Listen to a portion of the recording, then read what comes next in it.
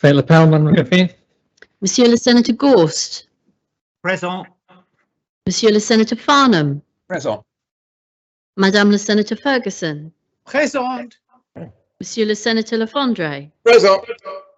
Madame le Senator Valois, Present. Madame le Senator Moore, Present. Monsieur le Senator Pallet,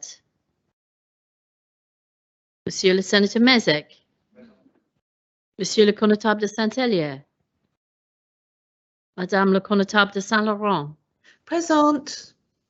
Madame le Connétable de Saint-Sauveur, Monsieur le Connétable de Saint-Brelard, Présent. Monsieur le Connétable de Grouville, Présent. Monsieur le Connétable de la Trinité, Présent. Monsieur le Connétable de Saint-Pierre,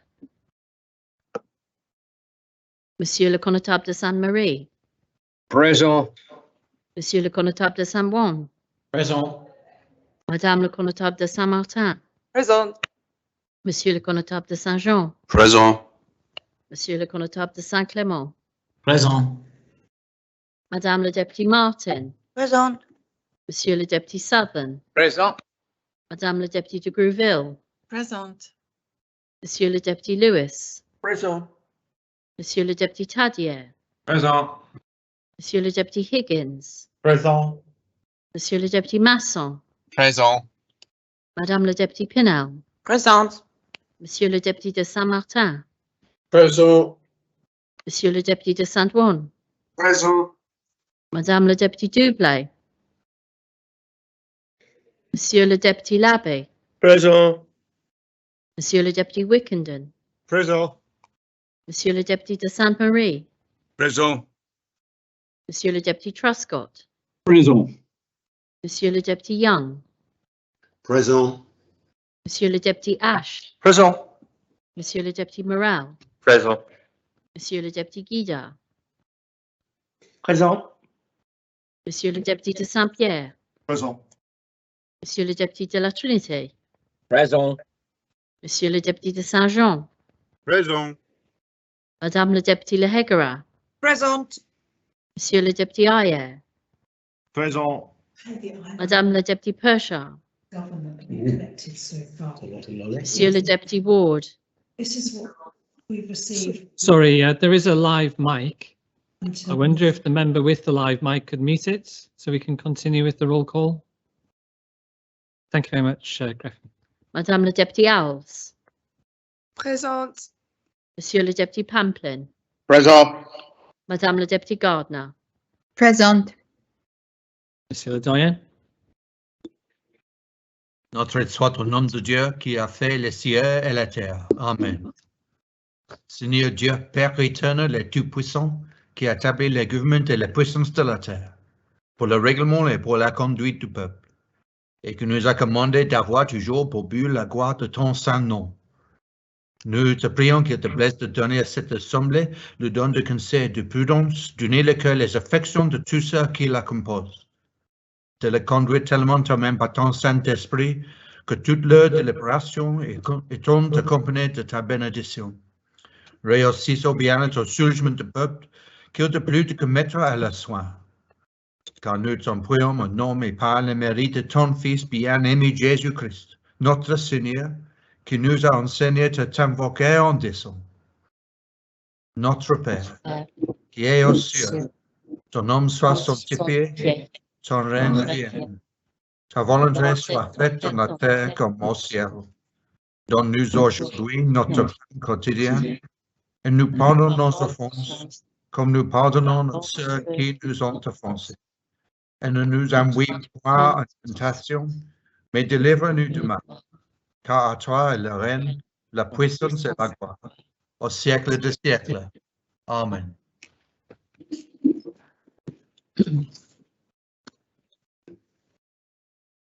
Monsieur le Senator Pallet, Présent. Monsieur le Connétable de Saint-Hélier, Sir, the Connétable is attending a funeral of a close family member this morning and asks the Assembly's leave to be excused. Thank you. Excusez. Madame le Connétable de Saint-Sauveur, Excusez. Madame la Députée Doublé. Présente. Sorry, Monsieur le Connétable de Saint-Pierre. Excusez.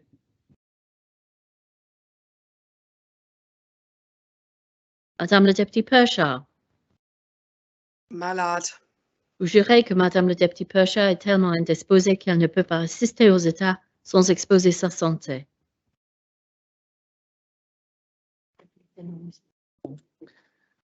Les États sont constitués. So the Assembly adjourned yesterday evening in order for the bailiff to consider his position on Amendment 12 in respect of Standing Order 106, which is to do with the declaration of interests. Bailiff has considered the matter and produced a ruling, which I'll read out for members. During the debate on Amendment 12, I was asked to rule on whether those who have income of more than £250,000 per annum should declare an interest under Standing Order 106 and withdraw from the debate. I made a provisional ruling, but members voted to adjourn to enable me to consider the matter further. I have done so with the benefit of a greater understanding of the reach of Amendment 12 and other relevant matters. My view remains unchanged. Standing Order 106, so far as is relevant, is in the following terms. 1. A member of the states who has, or whose spouse or civil partner or cohabitee has, an interest in the subject matter of a proposition must, A, if it is a direct financial interest, 1. Declare the interest, and 2. Withdraw from the chamber for the duration of the debate and any vote on the proposition. B. If it is not a direct financial interest, but a financial interest which is general, indirect, or shared with a large class of persons, declare the interest. C. If it is an interest which is not financial, declare the interest. And then 4. A financial interest in any subject matter is direct if it is immediate or personal to the person concerned. As I understand the amendment, it applies to 1. Employers of persons earning more than the upper monthly earnings limit for social security contributions. 2. Self-employed persons earning more than the upper monthly earning limit. And 3. Persons above the annual income limit for long-term care contributions, which is the annual equivalent of the upper monthly earnings limit. And I understand the relevant limit to be a little over £250,000. It seems to me to be clear that the amendment applies, among others, to employed individuals insofar as they have income above the monthly earnings limit for long-term care contributions. If the amendment were to be adopted, such persons would have to make a greater contribution than is currently the case. Persons in that category might accordingly be said to have a direct financial interest in the subject matter of the proposition. I'm informed that there are some 800 to 900 persons overall affected by this amendment, and I should add, further information came in since this was written to suggest that the number may be 1,000. I understand there to be approximately 350 in the social security category and 450 in the long-term care category. Obviously, there may be slightly higher for both categories, given the new information which arrived shortly before this sitting began. On a strict interpretation of the Standing Order, as persons affected have a direct financial interest, the provisions of Standing Order 106B do not fall to be considered. However, were they to be so, I do not consider that such a number is a large class of persons. I've also had the opportunity to review the previous rulings on these provisions, and am mindful that this Standing Order has been given a particular interpretation with regard to some taxation matters.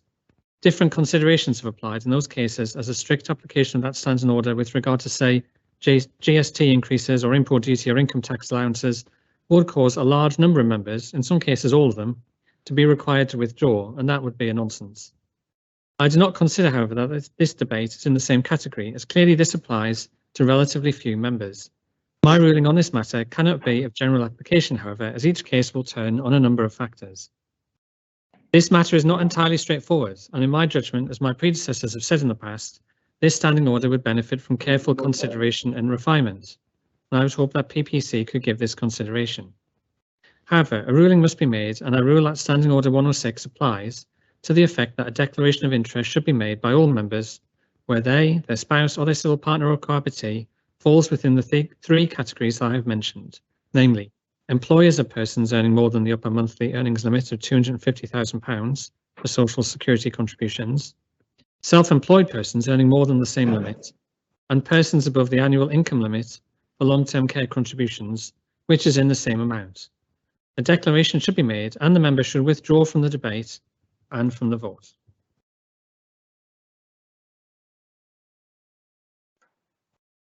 So in relation to Deputy Guida, who's asked in the chat, having declared an interest, I'm not allowed to speak, but I can vote. No. Members who have declared the interest must withdraw from the debate and must not vote. So they can come back they can listen, obviously, but they can come back to participate once this amendment has been dealt with. Hello, my darling. Can I ask members who have live mics, and I'm going to suggest that that could be the Constables and Saviour, that they mute them. Otherwise, they are cutting across the business of the Assembly. Senator Moore, did you wish to make a point on this issue? I think you've already spoken in the debate. So I just wanted to reaffirm my position of yesterday, so that I consider myself withdrawn from the debate. Thank you very much. In relation to the Constable St Clement, I think it would be a combined salary because that's how tax is paid. So if it's a household salary, Senator Mezek shaking his head, he probably understands it better than I do. So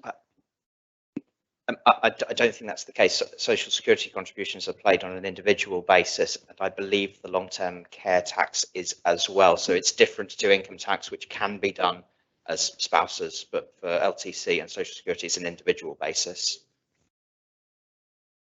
I know, but I'm happy to accept that. What do I know about these things? I'm happy to accept. I see Deputy Martin is nodding her head, and if Deputy Martin's nodding, then we must be right. So members can stop telling me in the chat I'm wrong. I've already accepted that. So it's an individual situation. Deputy Young, you wanted a clarification of something? Yeah, I do need, because this is such an important issue of principle, I do need to get this clear. So in other words, if it's concerning whether this standing order requires a declaration of the member individually, or whether it's the combined with their spouse. Because well, I've dealt with that. I think we've established it's the member individually, not a combination with a spouse. Thank you. Deputy Lahegre.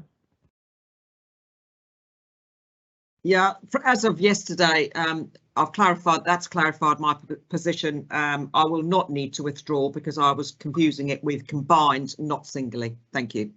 Well, we're in the same camp there, Deputy. If that's dealt with,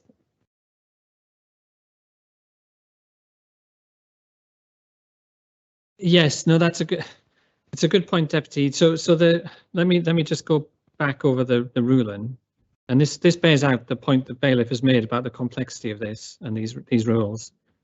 If a member has an interest, or it's their spouse, civil partner, or cohabitee, if it is a direct financial interest on the part of that individual, then the member must withdraw. So if a member has a spouse, civil partner, or cohabitee who they believe falls into the category of earning over 250,000 or so, then they must also declare that and withdraw. So I think Deputy Alves is quite right. So that may affect you. I'm not sure if that affects your position, Deputy Lahegre, but it's not solely about yourself. It's about your spouse, civil partner, or cohabitee. No, sir. Neither of us would fall into that category. Thank you. Okay, fine. Thank you. So I believe we've dealt with this matter now. Members can make declarations if they wish to, but I've already had declarations from Senator Moore and Deputy Guida. If anybody else wishes to, they should do so. But otherwise, we need to move on with the debate.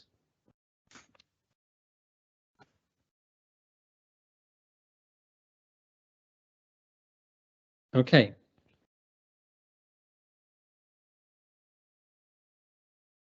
So Deputy Young, just to be clear, I'll come back to you in a moment, Deputy Tadia. Just to be clear, the ruling applies if you earn over 250,000, roughly speaking, or in the unlikely event that you're an employer, directly an employer of someone who earns more than that money, or your spouse, civil partner, or cohabitee falls into that category.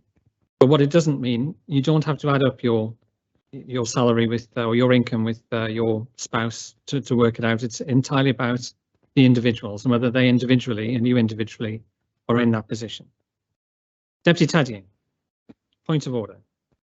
Yes, sir. I'm presuming that the only 2 members in the Assembly who are affected are those 2 who have declared, because no one else has. And if that's the case, can I just ask, have either of those spoken, or have any of those who are affected spoken yet? And if they haven't, that's fine. But if they have, what happens to the Hansard and the record of that, given that it should be inadmissible in court speak?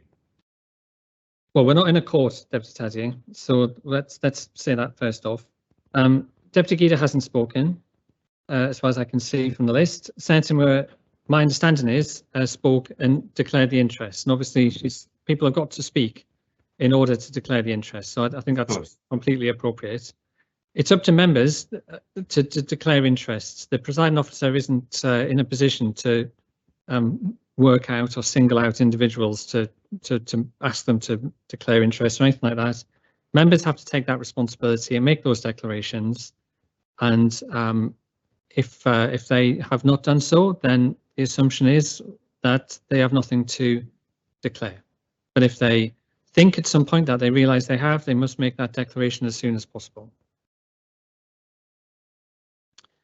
Now, if we can move on to the debate on the amendments, I have a request to speak from the Constable of St Martin.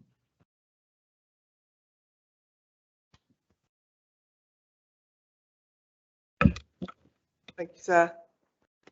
I have sympathy with what Senator Medlick is trying to achieve, and would like to be able to vote for this, but however, I'm unable to support the amendment lodged by the Senator. As simply changing the cap for social security and long-term care in isolation will not assist us in creating a balanced long-term strategy for tax and social security that needs to meet the requirements of the island for years to come. The deficiencies in the 60-year-old tax law are well known.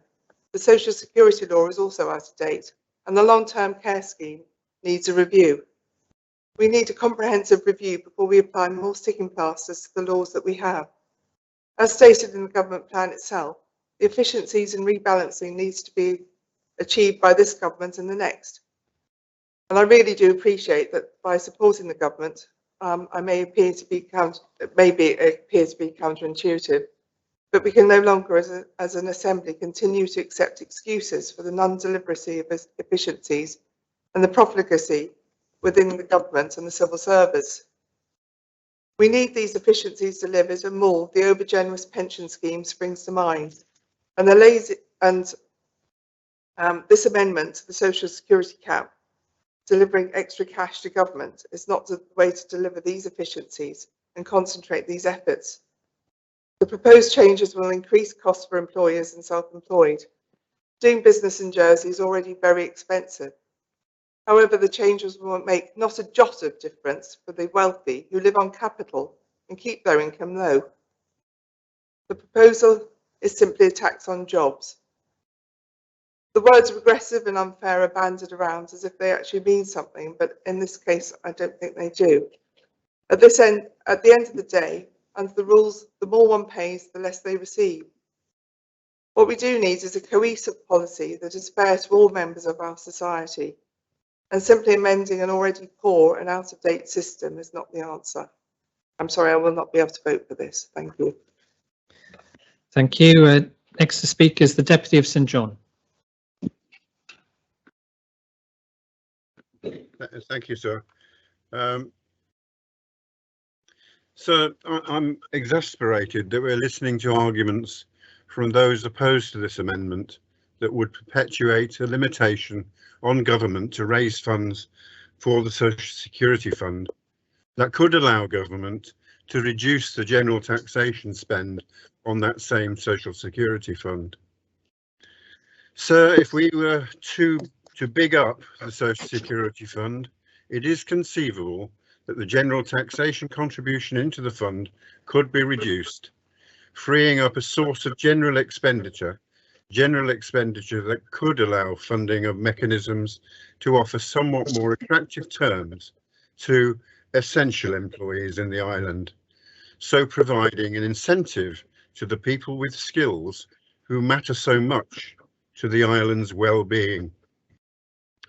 Our high earners we may lose, but professionally qualified essential workers are the people that we do lose and will continue to lose, but should not be losing. We lose them because of relatively low pay in relation to the cost of living and housing. They are not a part of a speculation that we may lose them. We are losing them. And the debate about whether we would not attract high net worth individuals or lose them because of an adjustment in the social security or tax they may have to pay is not a current and real issue. We are not funding our staff retention effort adequately and should be drawing on the ability of those with higher incomes to make a greater contribution by way of solving the challenge. The real issue is that this Assembly needs additional revenue to fund the pressing issues that dog our ability to address real funding shortfalls within education, health, housing, infrastructure, environment, and other essential departments. In relation to the numbers of people who make up the high income group in this island, those affected will be relatively small in relation to the total working population. But this group of people could make a huge difference to the well-being of our society.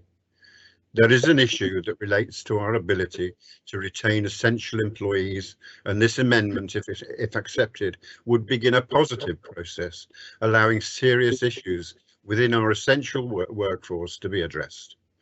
I urge members to vote for this amendment. Thank you, sir. Does any other member wish to speak on the amendments?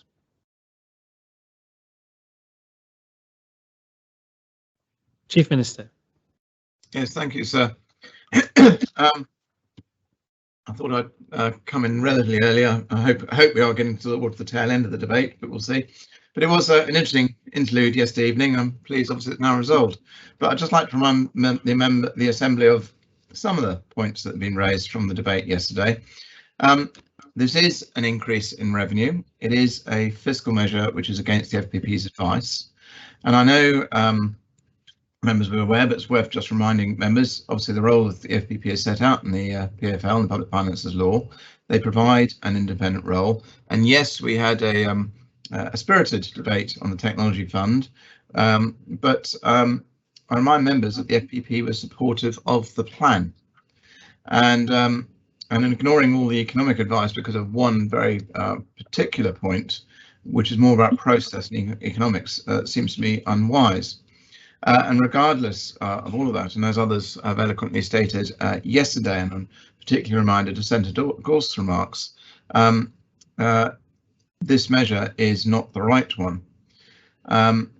As has been written down and confirmed, sir, any income raised by this amendment will be paid into the ring-fenced Social Security Fund and Long-Term Care Fund. The money will support the reserve built up in those two funds, but it cannot be used for anything else. It will not provide additional money for the Health Insurance Fund, and it will not support those services funded through general taxation. Each of the ring-fenced funds will have an actuarial value in 2022. That's what the Social Security Minister said yesterday. The reviews will confirm the long-term position of each fund, allowing informed decisions to be made. The Social Security changes raise costs for employers, there's no question, and it raises the costs for self-employed entrepreneurs. Combined with changes to long-term care, it would reduce our international tax competitiveness. And so this isn't about comparison in the UK. It is, for example, in comparison with our sister Ireland and other smaller jurisdictions. Oh, sorry, other small jurisdictions. To be clear, high-value residents pay Class 2 Social Security contributions and long-term care. We need to retain and grow the employment from entire businesses run by people at these earnings levels, no question there, but they do add a large amount to our economy and our tax collections. Now, some members may not like the regime, but as was said yesterday as well, it is a fact that the top 5% of earners pay 1/3 of our tax. Half of all personal income tax is paid by 12% of taxpayers. So this change does have a very real risk of making all islanders worse off. We don't actually know the exact impact of this last point, and that is rather the point. We as an Assembly, in my view, should not be making what is a very important revenue policy decision without the proper amount of thought, an assessment of the impact and proper consultation with those affected. And certainly I remind members of the comments from the Social Security Minister of the amount of discussion and consultation that she went through when we did shift the limits a year or so ago. So in summary, sir, it will come as no surprise that I cannot support this change, and I really do urge members to reject it. Thank you, sir. Thank you. Deputy Iron.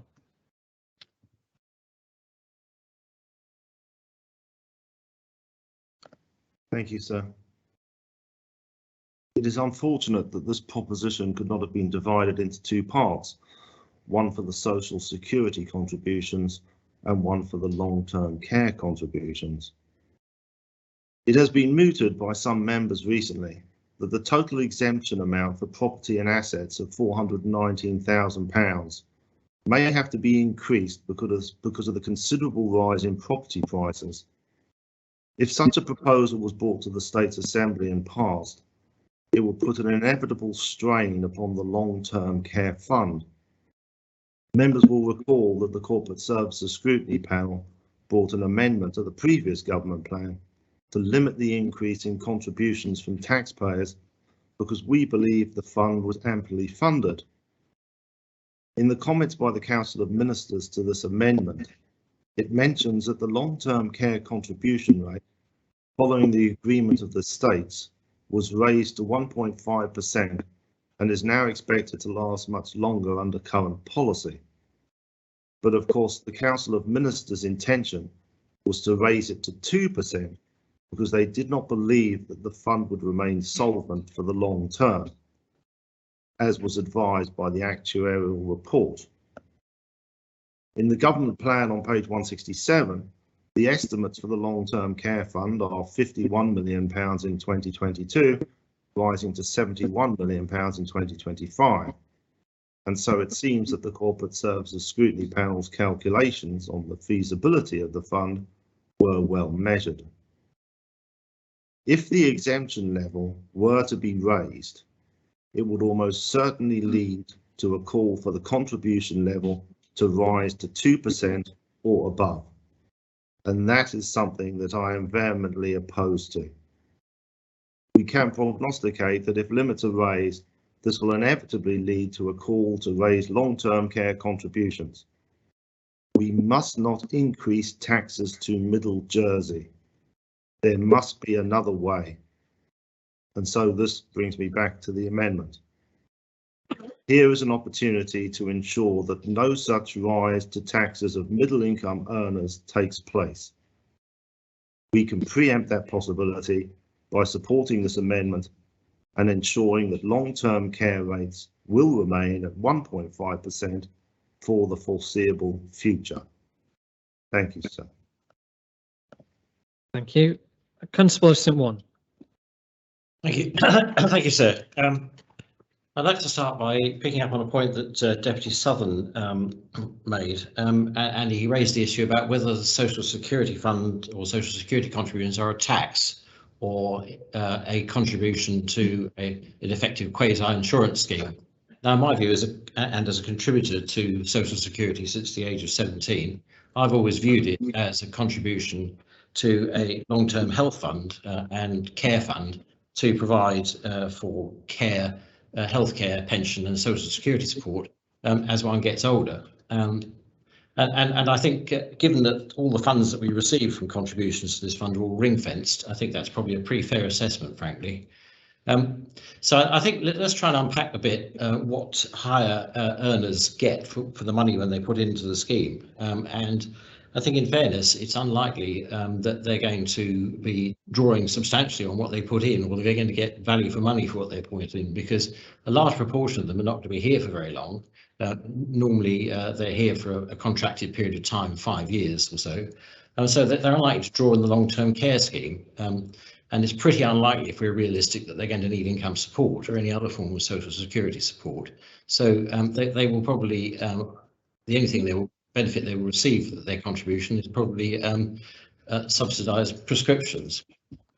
And when it comes to healthcare costs, in fact, if you unpack this, most of the people that in this bracket will have private medical insurance, and actually that brings a further benefit to us because they will, if they are seriously ill, they will go through the private system and effectively make the costs of caring for them will be provided by the private system. And this has further benefits because Jersey is a very attractive place for top quality consultants to come and practice, because we do have a substantial number of people who have healthcare insurance, and that provides very lucrative practice for top quality consultants to come to Jersey, which frankly, if we didn't have that, they wouldn't come. And it does allow a much higher level of care to the rest of the island from these very highly qualified and very capable consultants.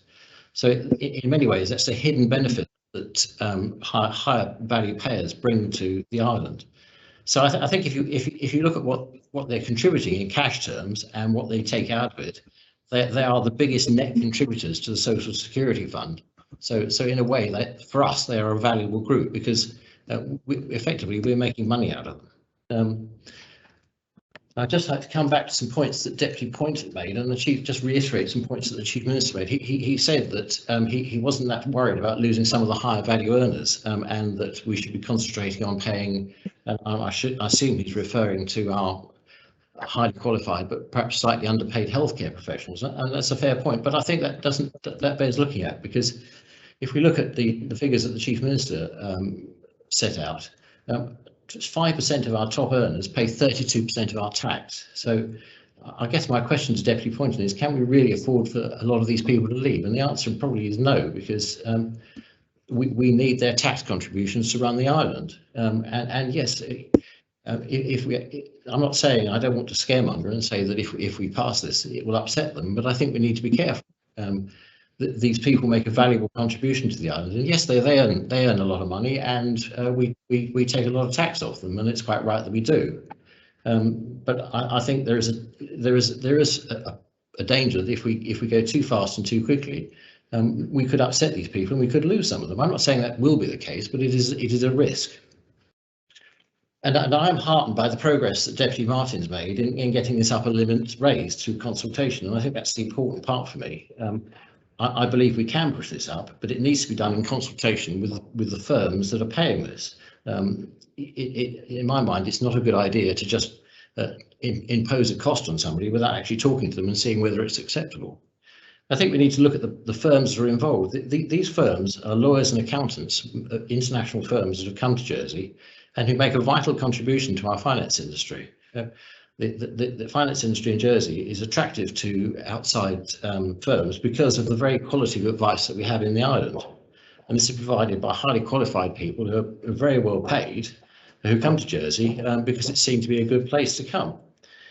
And if we upset that balance, we could, and I'm not wishing to scaremonger again, but we could upset the balance of the attractiveness of our finance industry if those firms decide that actually moving to another jurisdiction is more attractive than ours. And I've sat in, as many of you know, I was in the finance industry, and I've sat answering questions to my head office about the costs and attractiveness of our island.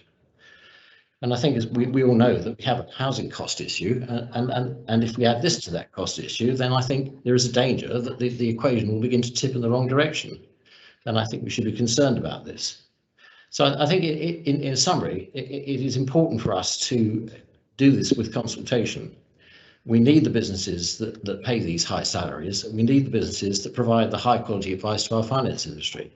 And I, for one, am very concerned that if we do this without consultation, and I applaud Deputy Martin for the progress that she's made, that we will upset that equation and it will have an impact, a negative impact on our economy at a time when people are looking very closely at costs. That inflation is now in the UK back up to 5%. Businesses in the UK, we're looking very carefully at their costs and their earnings to make sure that they are maximising them. And looking at your offshore subsidiaries is one way of doing that. So I ask members to bear that in mind when they vote, and I will listen to the debate with interest. Thank you, sir. Thank you. Does any other member wish to speak on the amendment?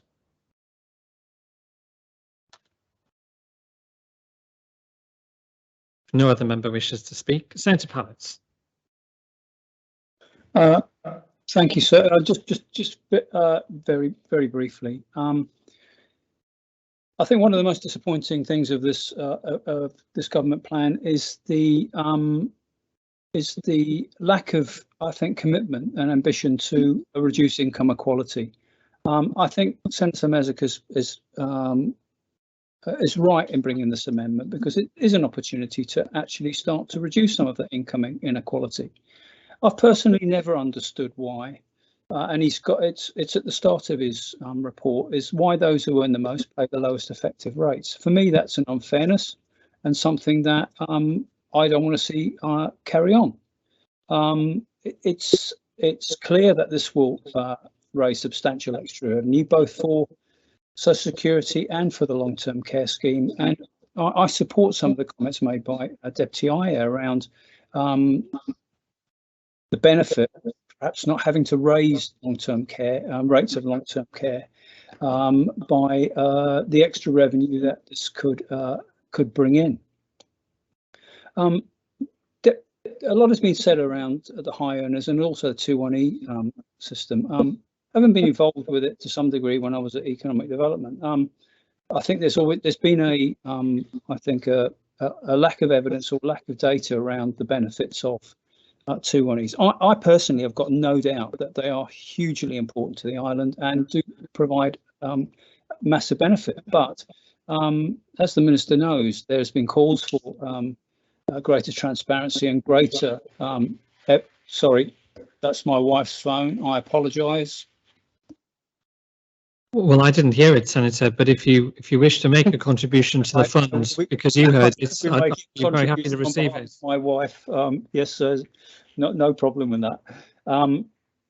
As I was saying, sir, I felt that actually that's been a point for some time is that we do need better evidence on the benefits of our 21E system. But Deputy Martin said yesterday, well, why wouldn't they leave? Well, when you look at the attractive tax rates that we've got, and this a lot of other people have said this, our stable political system, quality of life, it's superb connectivity.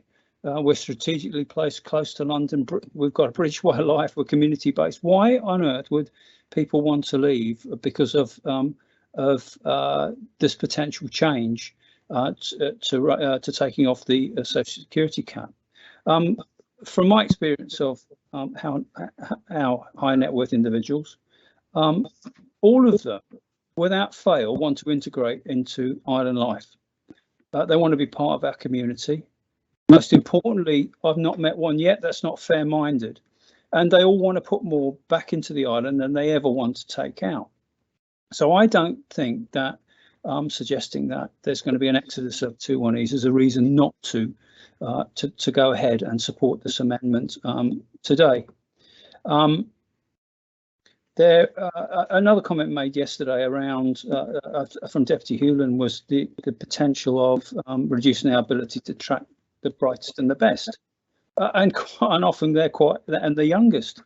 But again, I think what we've got to understand is please don't underestimate, certainly with young people, their understanding of their social responsibility and how they feel that they can put back into the island, even if they're only here for a short period of time. The Deputy the Councillor of St Wands said, well, what do high earners get? Well, what they could get is a feeling that they are supporting the social fabric of the island. That's very important, and I think a lot of people do understand that, and they're quite prepared to give that support through potentially increased Social Security payments and into the long-term care scheme. From a Progress Party point of view, and I know Senator Mezek mentioned this, we are going to support this because we think it's the right direction to go in. It would have been good, I think, as Deputy Iyer said, to potentially split the amendment. But at the end of the day, we've got to decide what's in front of us. And I'm going to be supporting this amendment. Do I feel there are risks? There are risks in everything in life. But I think what I've got to look at here is is, are we meeting our aims of reducing inequality? And in not voting for this, I wouldn't be doing that. So I am going to support Senator Mesic, and I am going to support this amendment today. Thank you, sir. Thank you. Does any other member wish to speak on the amendment? No other member wishes to speak on the amendment. I will close the debate and call on Senator Mesic to respond. Thank you, sir. And I guess I'll start by just confirming that I have no financial interest to declare in the outcome of this debate at all. But boy, I wish I did. As is often the case, my favourite contribution in this debate came from my good friend and colleague, Deputy Ash, who ended his speech with a quote from Winston Churchill, as he does from time to time, who gave one of his characteristic, inaccurate, and frankly just wrong outlines of how a socialist system would work. But I would remind Deputy Ash that Winston Churchill gave that quote just before he lost re-election in one of the most stunning upsets of political times, to be replaced by a government which was one of the most effective and transformational in British history. And if Deputy Ash wishes to follow in the footsteps of his political hero, I wish him every success in that regard. So this debate, as I think some of us could have anticipated, was packed full of the same cliches and misunderstandings of economics that I think we come to expect from the Jersey right wing when it comes to our tax system. And that is this flawed idea of trickle-down economics, which I think we heard alluded to very strongly in contributors like the Deputy of St Peter, the Chief Minister, and the Constable of St One in particular. It's this idea that started in the late 70s, early 80s, Reaganomics, as it would have been called at the time. This idea that actually if you create tax systems and so if you well, there's been a rush of it today, I'm afraid, Senator, so I'll be looking to Deputy Martin to put a hand in her pocket, but please. And there's no cap on that contribution, sir.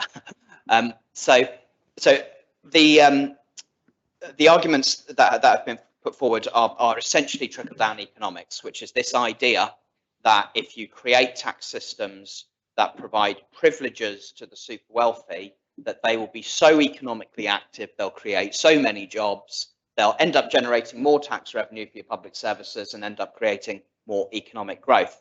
Sounds great, and I kind of don't blame anybody who believed that in 1979.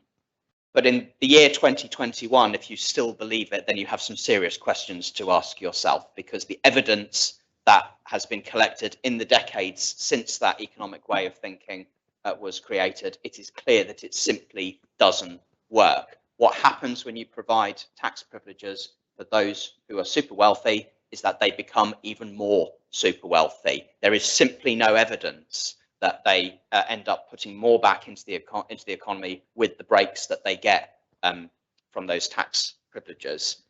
And I issued the challenge to the Alliance Party to stand up and say why it is they believe that tax privileges are a good thing, why they can be morally justified, and why they can say to the wider electorate, these are the rules that I expect you to live under. However, I'm going to ask this other group of people to play by a different set of rules to you. And I don't think that challenge was adequately responded to. Deputy Ash gave it a spirited go, but he didn't really address that key point, I think, in there. I suppose the strongest argument in opposition to this is the cost of employment that this would create for some employers who employ some very highly paid people. And theoretically, you might understand how that can be the case. But when you actually get your calculator out and look at the numbers, it actually becomes pretty ridiculous. for every £10,000 above what is currently the upper earnings limit that a high earner would be paid, it would result in an extra liability for the employer of £250. In the grand scheme of things, when you're paying people that amount of money, £250 is peanuts. It really is. It's peanuts for somebody at that end of the scale. But it's not peanuts for somebody at the other end of the scale. £250 would be a couple of weeks big shop if you've got a family and children. That's a real amount of money that would make a huge difference to people at that end. But people at the other end, when we talk about £250 potentially for somebody earning £10,000 above that limit, it's doomsday. If we were to ask for that greater liability from their employer, it would bring our economy crashing down, and we'd all end up losing out because of it, which I think was a point that the Constable of St. One was trying to make. That the Chief Minister of all people was trying to make in his speech, that taking on this risk could end up making everybody else worse off. Well, I have to say, I wish that was an attitude they took when it came to some of the other decisions that they have made in this term of office. How they're so desperate to protect the incomes of those at the very top of our society, talking about the benefits that they potentially provide in our wider economy. But when it comes to a debate on something like the rate of the minimum wage, which right now is a poverty wage, suddenly totally different standards apply to it. And Senator Pallett, at the end of this debate, brought it back to the fundamental point behind why this amendment has been brought. It's about equality. The fact that this Assembly, and at the proposal of this government, signed up to make one of our priorities reducing income inequality and improving the standard of living. And I'm afraid to say it is the case that there is very little evidence of that having been achieved in this term of office. And based on some of the signs we see, there's every likelihood that in fact it will have got worse in that time, particularly with the cost of housing, that this government has done everything it can possibly do to oppose any sort of progressive move in that. There were some other arguments that were quite frankly bizarre on this. They were saying if we take this step, it would make other things inevitable. So some members spoke about that if you turned what is currently seen as a contribution into a tax by removing the cap, then why would you continue to have separate social security and income tax systems? Wouldn't the next inevitable step be to amalgamate them? And that is a ridiculous argument, because first off, it's predicting the future. And secondly, the amalgamation of tax and social security is either a good idea or it's not. Whether or not this is adopted has no impact on that separate question. And any move in that direction would have to come back to this Assembly and be decided upon. And if it was determined that it was a bad move, you'd suddenly find that it's not very inevitable at all. And if I could use one example to show that the Assembly is the master of its own destiny and nothing is inevitable here, let's just look at the minimum standards in housing legislation that was originally proposed, which said in its report and in its clauses that the inevitable next step would be to introduce a landlord licensing scheme to make that legislation worthwhile. And that turned out not to be very inevitable either, did it? So, sir, we're talking for LTC here, for every £10,000 above that upper earnings cap you would be earning, you would only be paying £150 more. For an employer of somebody who was being paid £1 million a year, the extra liability for the employer would be £18,500. Again, peanuts in the grand scheme of things. If you're employing somebody at that end of the spectrum, I think costs like this are probably going to be taken into account from the outset anyway. A lot has been made about the Fiscal Policy Panel and their what I would describe as a blanket recommendation to avoid revenue raising at this time. And I say that because there isn't that much more detail with it. There are millions of different ways that you can choose to raise revenue, and they don't all have the same economic impact. The effect of raising GST is different to the effect of raising income tax or raising a cap on Social Security or LTC. They have different economic impacts, and what the FPP has said is a blanket proposal. I think it would be reasonable to ask what specific comments are made on this specific tax and this specific proposal. Is it really going to have a negative economic impact now if we were to say that we're seeking to protect low and middle earners, the people who spend most of their income in our local economy, protect them by asking those at the upper end to pay what for them is a tiny amount that in most instances is probably unlikely to affect their behaviour at all? If you ask them to undertake a specific study on that specific question, would they say the same thing? I'm not convinced. But even still, with the recommendation not to raise revenue, that didn't stop the government, of course, from proposing raising duties. So, you know, it's convenient when it's convenient and inconvenient when it's inconvenient there. The Deputy of St Mary made a point that I was particularly disappointed by. He said that he didn't really like these debates and the tone that the debate had taken up until the point that he'd spoken, because it was disappointed at the social division it creates, which is an interesting way of putting it. Debates like this causing social division. Well, we're being accused of causing division by asking for people to be treated the same. I think he'll actually find that what causes the division is having separate rules for people based on their incomes. That's division, not asking to fix that division and say that all of our community should be expected to contribute according to our means, according to the same set of rules.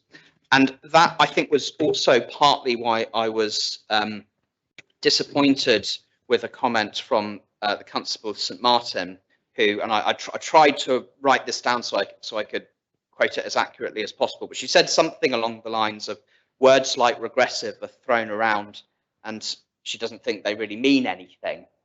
Well, she's wrong. The word regressive is a technical word. It does actually have a very technical meaning. It is, in relation to taxes, the word regressive means a tax where the tax rate decreases as the taxable base increases. It's a very clear and technical term, and that is what the Social Security cap and the long-term care cap achieve. They mean the more you earn, the higher your income, the effective rate that you pay gets lower and lower. And that has all sorts of implications. As far as I'm concerned, first and foremost is the moral implication of treating people differently in that way and saying the better off you are, the more the system should work to keep you better off, rather than the other way round, which should be to help those at the lower end of the spectrum instead. But it's also the fact it's not financially prudent. The fact that, and I thought that and this relates to what Deputy Ayer was arguing, and I thought he was spot on when he pointed this out. If you're not getting the revenue into these funds adequately, you're then forced to ask questions about the rates that everybody else has to pay. And with long-term care in particular, where the rate was proposed at the start of this term of office to be doubled, but thanks to an amendment, it wasn't doubled, it was just raised by 0.5%. The working people of Jersey are paying more tax because of that. Nobody at the last election said, vote for me and I will be raising your LTC to make sure that you're paying more tax. Nobody was clear about that, but it happened anyway. And because of the projections of the long-term care fund and the money it needs in it to be able to provide that service, there is currently a suggestion that at some point in the future that rate will need to rise again, asking working people to pay more into it. And Deputy Ayer said, well, You could delay that if you scrapped the cap.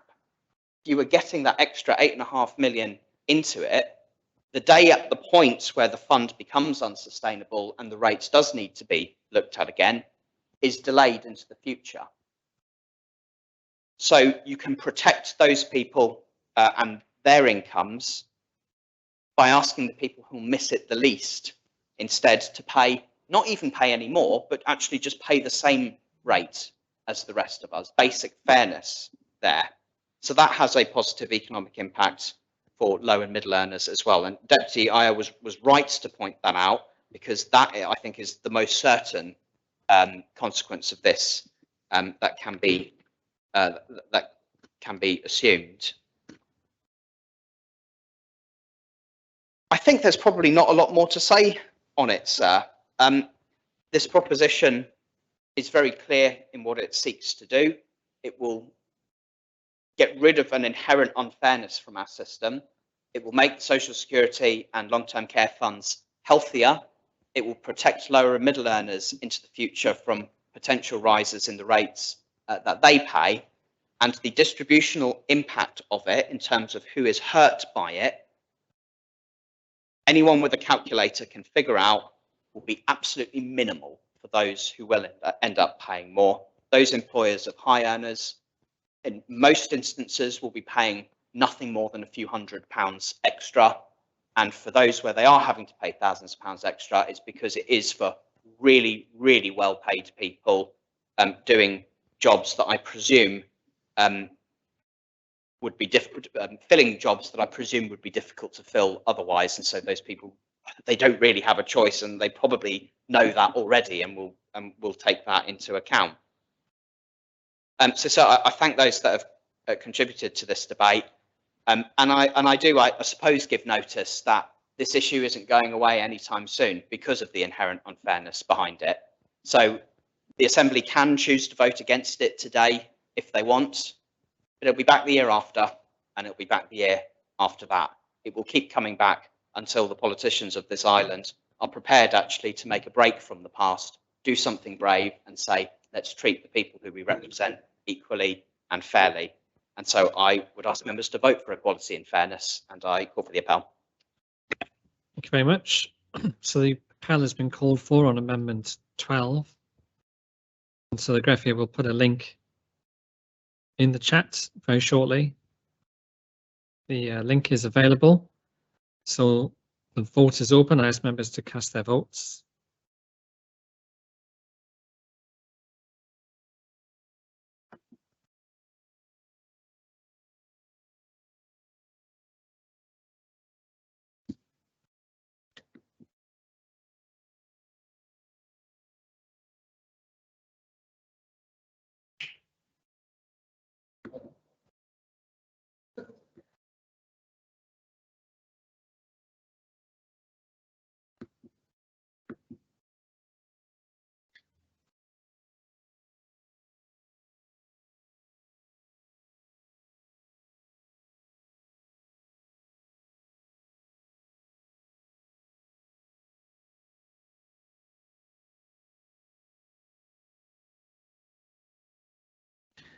If all members have had an opportunity to cast their votes,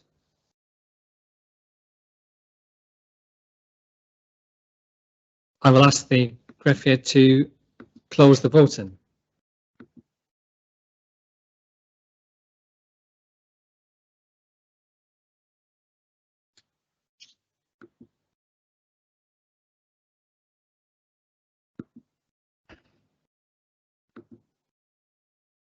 And the amendment has been rejected. 20 votes contra with 16 per in the link, and there were a further 4 votes contra with 1 per in the chat. So that makes 24 contra and 17 per. You can read out the names. Those voting for in the chat, the Deputy of St Martin, and then in the link, Deputy Ward, Senator Pallett, Deputy Ayer, the Conotop of St Mary, the Conotop of St John, Senator Valois, Senator Mezek, Deputy Tadier, Deputy Doublé, Deputy Young, Deputy Higgins, Deputy Alves, Deputy Southern, Deputy of St John, the Conotop of St Lawrence, and Deputy Pamplin. Those voting contre in the chat, Senator Le Fondre, Deputy Pinnell, Senator Farnham, and Senator Ferguson. And in the link, Deputy Martin, Deputy Labby, Conotop of St Juan, Conotop of Grouville, the Conotop of St Brelard, Deputy Wickenden, the Conotop of St Martin, Senator Gorst, Deputy of St Peter, Deputy of Grouville, the Deputy of St Mary, Deputy Truscott, Deputy Morale, the Conotop of St Clement, the Deputy of Trinity, the Deputy of St Juan, Deputy Ash, Deputy Masson, Deputy Le Hegerat, and Deputy Lewis.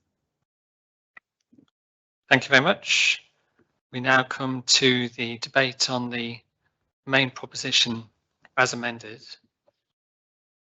The greffier will in a moment, I hope, we're just having a change around of presiding officer, so there's a degree of unrest in the chamber, but we're going to put a link to the amended proposition in the chat because there have been a number of amendments.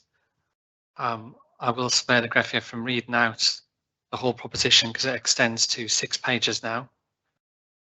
But those members who wish to speak on the main proposition as amended, Deputy Labby. Thank you, sir. And I wanted to take the earliest opportunity to return to the very first amendment to the government plan from Senator Mezek and to thank him and congratulate him for accepting the government's amendment, which was, I think, the last amendment to be lodged, indicative perhaps of how difficult it has been to reach an agreement on how best to achieve an 80% model for Andium rents over the current 90%. It's something I've been pushing for since day one in office, and doubtless the Senator was the same in his tenure. The seemingly immovable object here was who takes the hit, government or Andium. A hit of millions a year and increasing. In today's money, up to 2.6 million a year in 2030 and 3 million a year in 2035. It is vital that Andium press on with their ambitious programme for 3,000 new homes by the end of the decade. It is also vital that government continues to develop its important programmes to support children, improve healthcare and provide the public services that we all rely on. So the move to 80% rents could not come at the cost of either of those. I'm very grateful to both Andium and the Treasury Minister and her officials who've put their heads together repeatedly over a long course of months and come up with a positive solution to this issue. The Government of Jersey Amendment ensures that there is no deficit in the Consolidated Fund.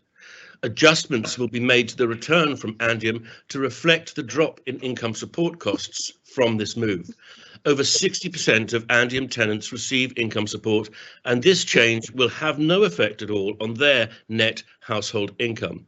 Any change in rental level is reflected pound for pound in income support payments. As rent levels are maintained no higher than 80%, the reduction in future income to Andium in respect of income support tenants will result in a corresponding reduction in income support payments to those tenants. A separate adjustment will be made to the interest payments charged on outstanding Andium loans that they hold. Senator Valois will recognise this solution as one promoted by her, and I thank her for her input for that too. These two adjustments will cover 90% of the reduction in rental income over the government plan period. Andium have agreed that they can absorb the remaining 10% without any impact on their development programme. I'm extremely grateful to Andium for their support and cooperation in achieving this agreement. There will also need to be adjustments to longer-term financing beyond the government plan period, and we will look at this in the next few months. We might work in this assembly on a 4-year plan, but our incorporated bodies, Andium, SOJDC, ports, need to work in terms of a 10-year plan. I hear them on that issue. I think we do in government, and we need to better facilitate that and work towards that. And I'm actually working very hard on improving how government and ports, Andium and SOJDC work together and whether we can improve that. While Andium are the largest provider of social housing, it's also important to acknowledge the good work undertaken by other housing trusts. In general, their property portfolios are more mature than Andium's, and rental levels for the other trusts are already no higher than 80%. As such, the overall amendment will have minimal impact on these trusts. Sir, I pledged in May to get certainty on more government-owned sites for housing by the end of this year, and I can tell the Assembly that in addition to St Saviour's Hospital and the old Lekenove School, we now have certainty on 3 more sites: Westaway Court, Valley Close and Marina Court, and Philip Lefevre House and Huguenot House in Lamott Street. Whenever I reference St Saviour's Hospital and the old Lekenove School, I always stress the scope here for community amenities after meaningful local consultation, which will begin shortly. In building homes, we must build communities. Andium will shortly represent redrawn plans for the old Ann Street Brewery site. They're very exciting. They've listened. I commend them for it. In the old brewery building itself, they've made an offer to accommodate a new youth centre for St Helier. I hope that offer proves acceptable and will be taken up. I hope Senator Pallett is satisfied with the comprehensive answers to his written question last week on the homelessness strategy, because this represents never before seen advances in this area. I am finalising the details on new initiatives promised in the action plan. Announcements are imminent and will be very early in the new year. So repeated thanks to Senator Mesic, the Treasury team and Andium, that with this government plan, we can now move to an 80% social rents model and put that issue to bed for a while. I'd also like to express my gratitude to the housing team, all of those who regularly meet with me at 9 AM every Friday morning and who throughout the week work above and beyond the call of duty in meeting the challenges we face. They know who they are. And I also include the Housing Advice Service, the Critical Support Team, all those working on the homelessness strategy, and the Gateway officers. Finally, I can't tell you how delighted I was to receive an invitation last week from Senator Moore to join her on a visit to an example of modern method of construction. I too am working on this with Deputy Hewlin and the Constable of St Mary and Andium Homes. We should all perhaps pull together on it because it's vital. I'm genuinely interested in members' ideas. I'm at your disposal, ready to listen. It won't curb your ability to challenge and hold me to account.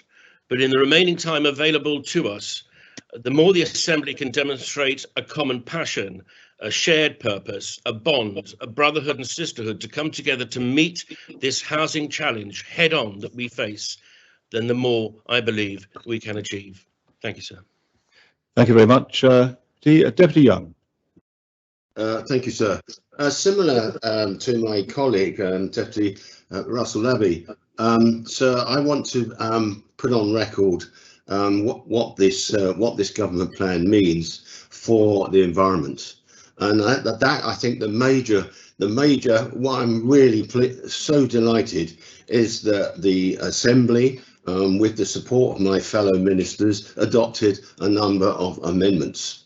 And members, since my election as minister, have probably had to put up with me constantly bringing to members' attention the fact that the environment function has been historically under-resourced and the need for resources, more resources, in order to be able to bring our work into line with what is the requirement that we face now, where our environment is under massive pressure.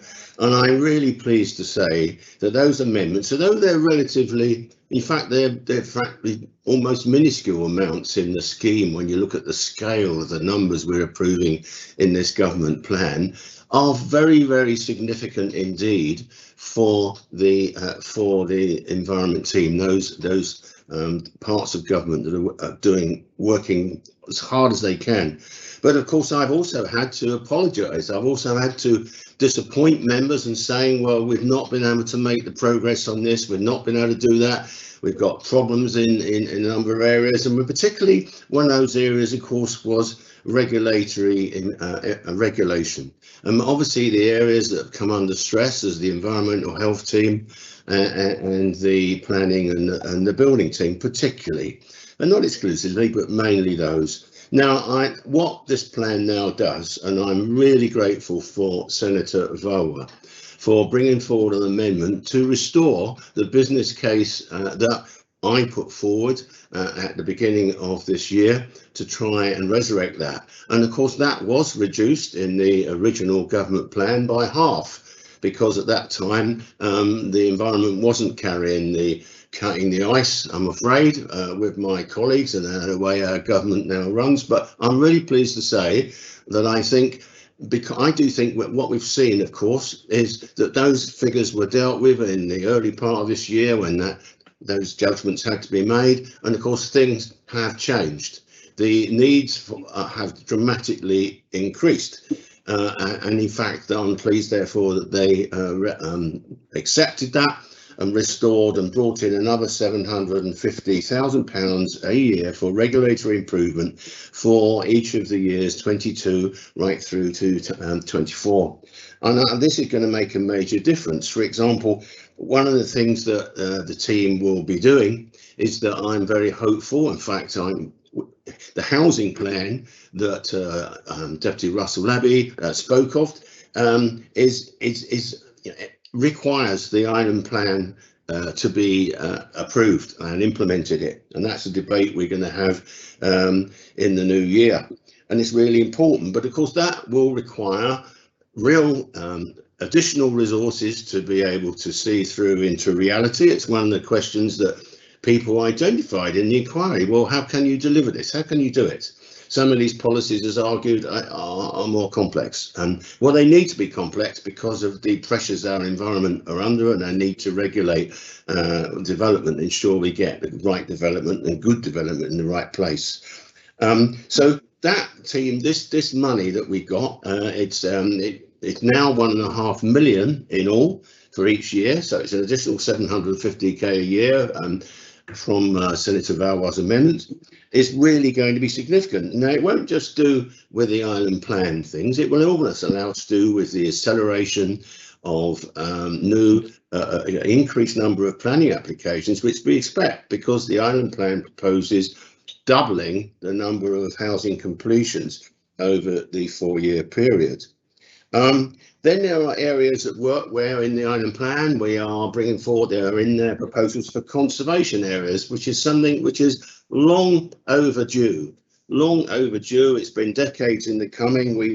Therefore the resources will be there in place to do that. And biodiversity, work on our marine environment, and indeed trees and other areas like that will be dramatic, as well as the core work of planning and building and implementing climate policies to be able to achieve climate change. So those are just examples, I think, where I am really, really so encouraged with this. Now, environmental health as well. Of course, as I took on the role of Environment Minister, I was very recently, before I took it, the environmental health function was transferred to my portfolio. But then I learned, of course, that its budget had been taken away by previous MTFPs. £1 million a year was taken away in anticipation that we would introduce charges for regulation of rented dwellings, that would generate, plus we would introduce charges for food, restaurants, for food licenses and health checks on those. And of course, frankly, that second one just frankly with just no prospect of even thinking about doing that now in the post-COVID situation and the damage done to our hospitality industry. So there's no prospect, I believe, of fees being introduced there. But in any event, the wisdom of what I've just said and abandoning the ideas of charging those fees has been accepted by the restoration of that budget of £1 million for each year, and that will mean the IHE team will not be faced with this constant thing that I have faced, and I think have also affected my colleague, the infrastructure minister, because we share the same budget structure. What else? That we've had to sort of find ways of cutting essential services in order to be able to stay within budget limits. That now situation is gone. So in terms of the regulating side, there is a real gain there of very significant. It's, as I said, it's around £2 million a year. And I know that the officers have told me their plans. They involve development of training positions, training people. Yes, there will be some recruitment, but I think whoever takes on this role from me in the future, I wish them well. What I've sought to do is to put in place the resources and to give the new minister the opportunity to do that job. And I'm very, very proud that I think if the state, I really do hope the Assembly will endorse this the budget. And then I want now to just move from that subject to also the Constable of St Ballard. He too, over the years, I've had to again say how disappointed I was that the really innovatory ideas of sandbox air quality monitoring systems have not worked. The story for why that didn't work is a story for another day. But what I've been trying to do is to put in place new arrangements to put that project on a new footing. And I think, it is effectively quite a big, 250,000 for that project. And that, of course, is kind of a mix of a project cost and an ongoing cost. It involves capital equipment, it involves scientific work, and so on. And of course, the Constable's amendment has given us that possibility. I'm sorry, sir, there's an awful noise in the garden. I do apologise. Hope it's not too bad. We're fine here. Thank you very much, sir. So the Constable's amendment there, at the end of the day, there is the proposal says that it allows for the possibility that no other funding place can be found. The carbon neutral climate emergency fund will be used, but either way it provides the flexibility in the proposition and the wording as amended by the Council of Ministers, because that wording needed to be tweaked in order to make the Constable's amendment work. And I'm grateful for my colleagues for doing that. I think I've got a request for giving way, sir, at this point. I've just seen my screen. Well, it's clarification at the end of the speech. Thank you, sir. Thank you. I'll carry on then, if I may. Carry on, and then if you want to where you can at the end. Thank you. Now, I also wanted to mention, members may have been surprised why my colleague ministers might have been surprised why I voted for the amendment of Deputy Ward on bus travel. And I did have quite strong reservations about this when it came across the members' table, the Council of Ministers table, because I've always been very, very keen on expanding our school bus service. And therefore, but what I was really anxious about was what the potential effect on those young. Oh, sorry, sir, I'm really having problems at the moment. So sorry. What are the potential effects on the wider effects, and what was the cost? But I absolutely always been foursquare with the principle. Now, when we had the debate, I thought it was an outstanding debate. The arguments made were really good, and of course, I'm conscious of the fact that the carbon neutral roadmap that I've been able to publish today which I'm really proud of the work that's done there, actually includes a provision for £1.5 million pounds to be spent from the Climate Emergency Fund on the development of the bus service. Now, and so I think there was no question that the amendment was absolutely in line with the principle of the carbon neutral roadmap. And I really feel whatever now my colleague Infrastructure Minister does to take that forward, which I'm sure he will embrace it wholeheartedly. I think it's really good that the move towards ensuring that we really, bring the bus service to a level where we really make some massive impacts on reducing the use of cars and the pollution and the air pollution and the congestion and all the negative effects that arise from that uncontrolled use of vehicles. And of course, we'll be having that debate after public consultation on the carbon neutral map, hopefully before the end of this term, because that is the intention. So that again, that work can be set on track for the future. And of course, that work can be enabled because of the £23 million which is in the Climate Emergency Fund, which is again a result of this government plan and indeed the previous one. And I think that's really good. So in terms of the environmental, my message to the public and the message to members is that now I think we really can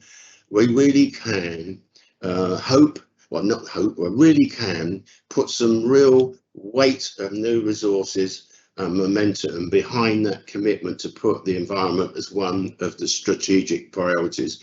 I absolutely hope that the future states and the future Council of Ministers continue that work, but we are very well placed because the pressures on our island with our population growth, and we know now that population group is likely to carry on. I don't know what, we've got a document which probably, for me raises more questions than it gives answers, which I suspect is a lot of people's views, and it does mean that those pressures won't get any less, they will get worse.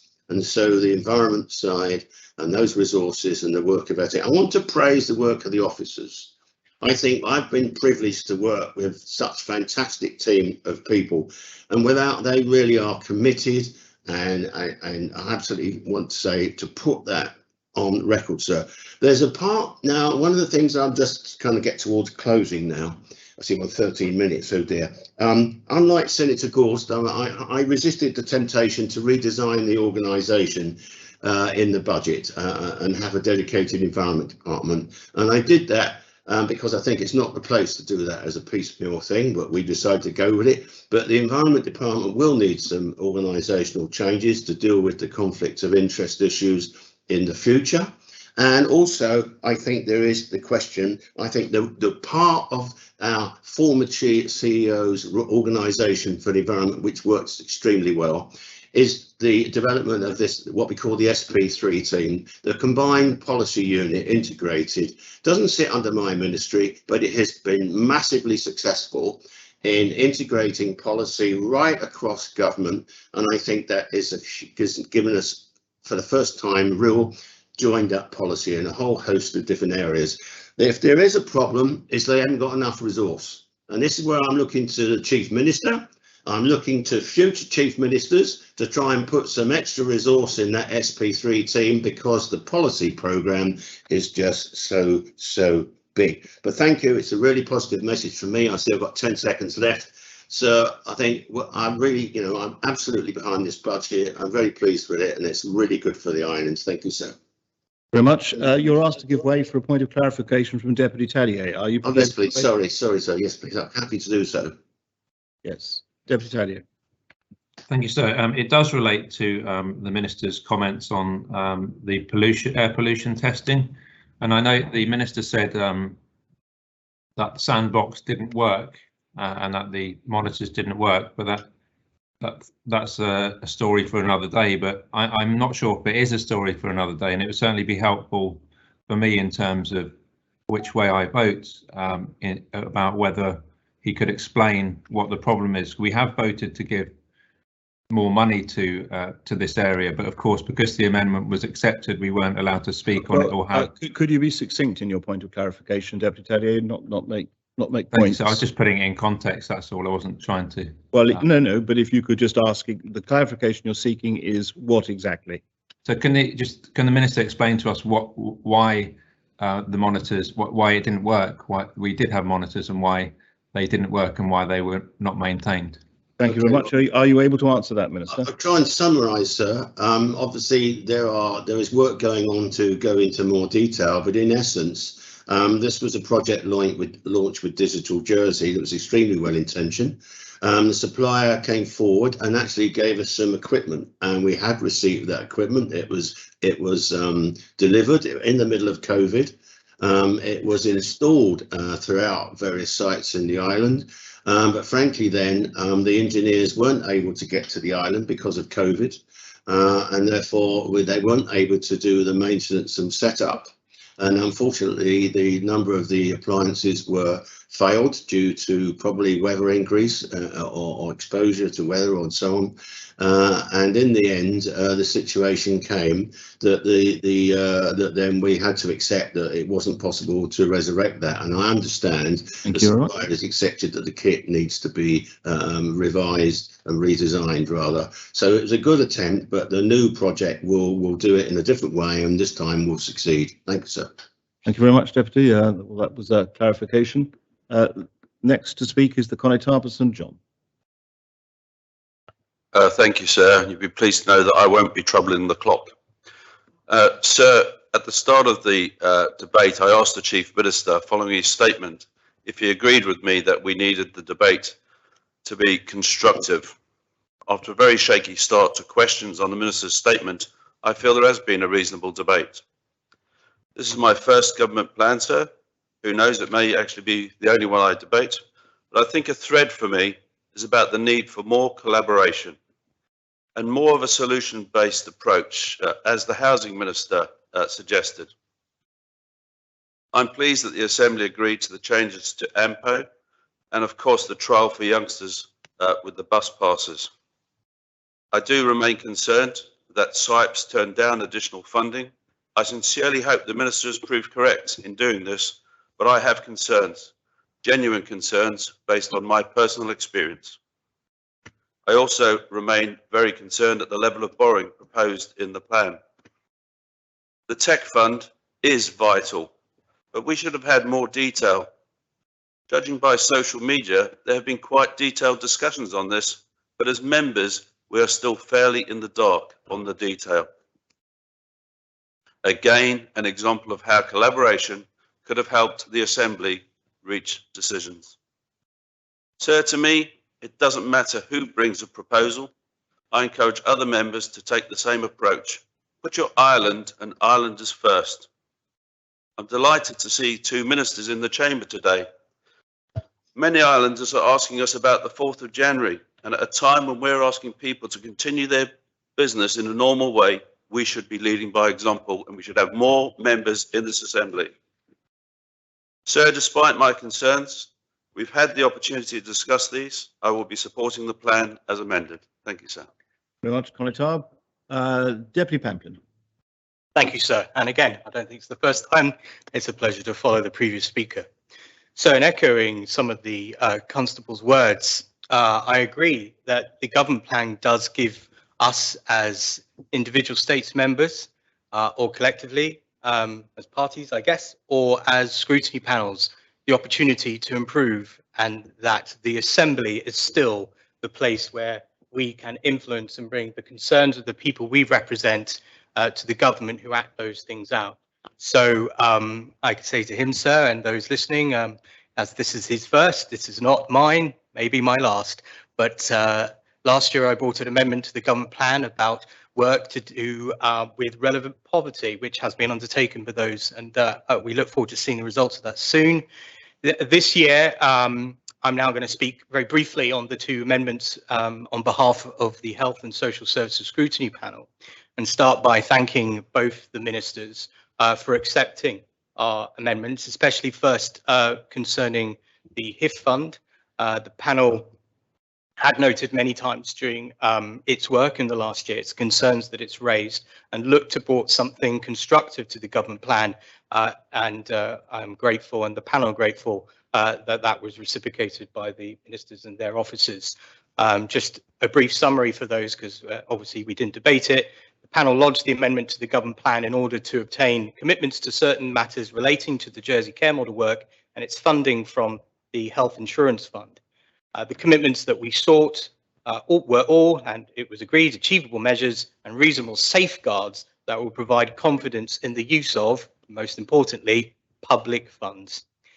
Issues, though, however, such as the delay to the establishment of the Independent Oversight Board, which was the proposition we brought to the main Jersey Care Model debate last year, and the lack of priority for the Jersey Care Model digital projects, were enough concerns for us about the successful delivery of the Jersey Care Model.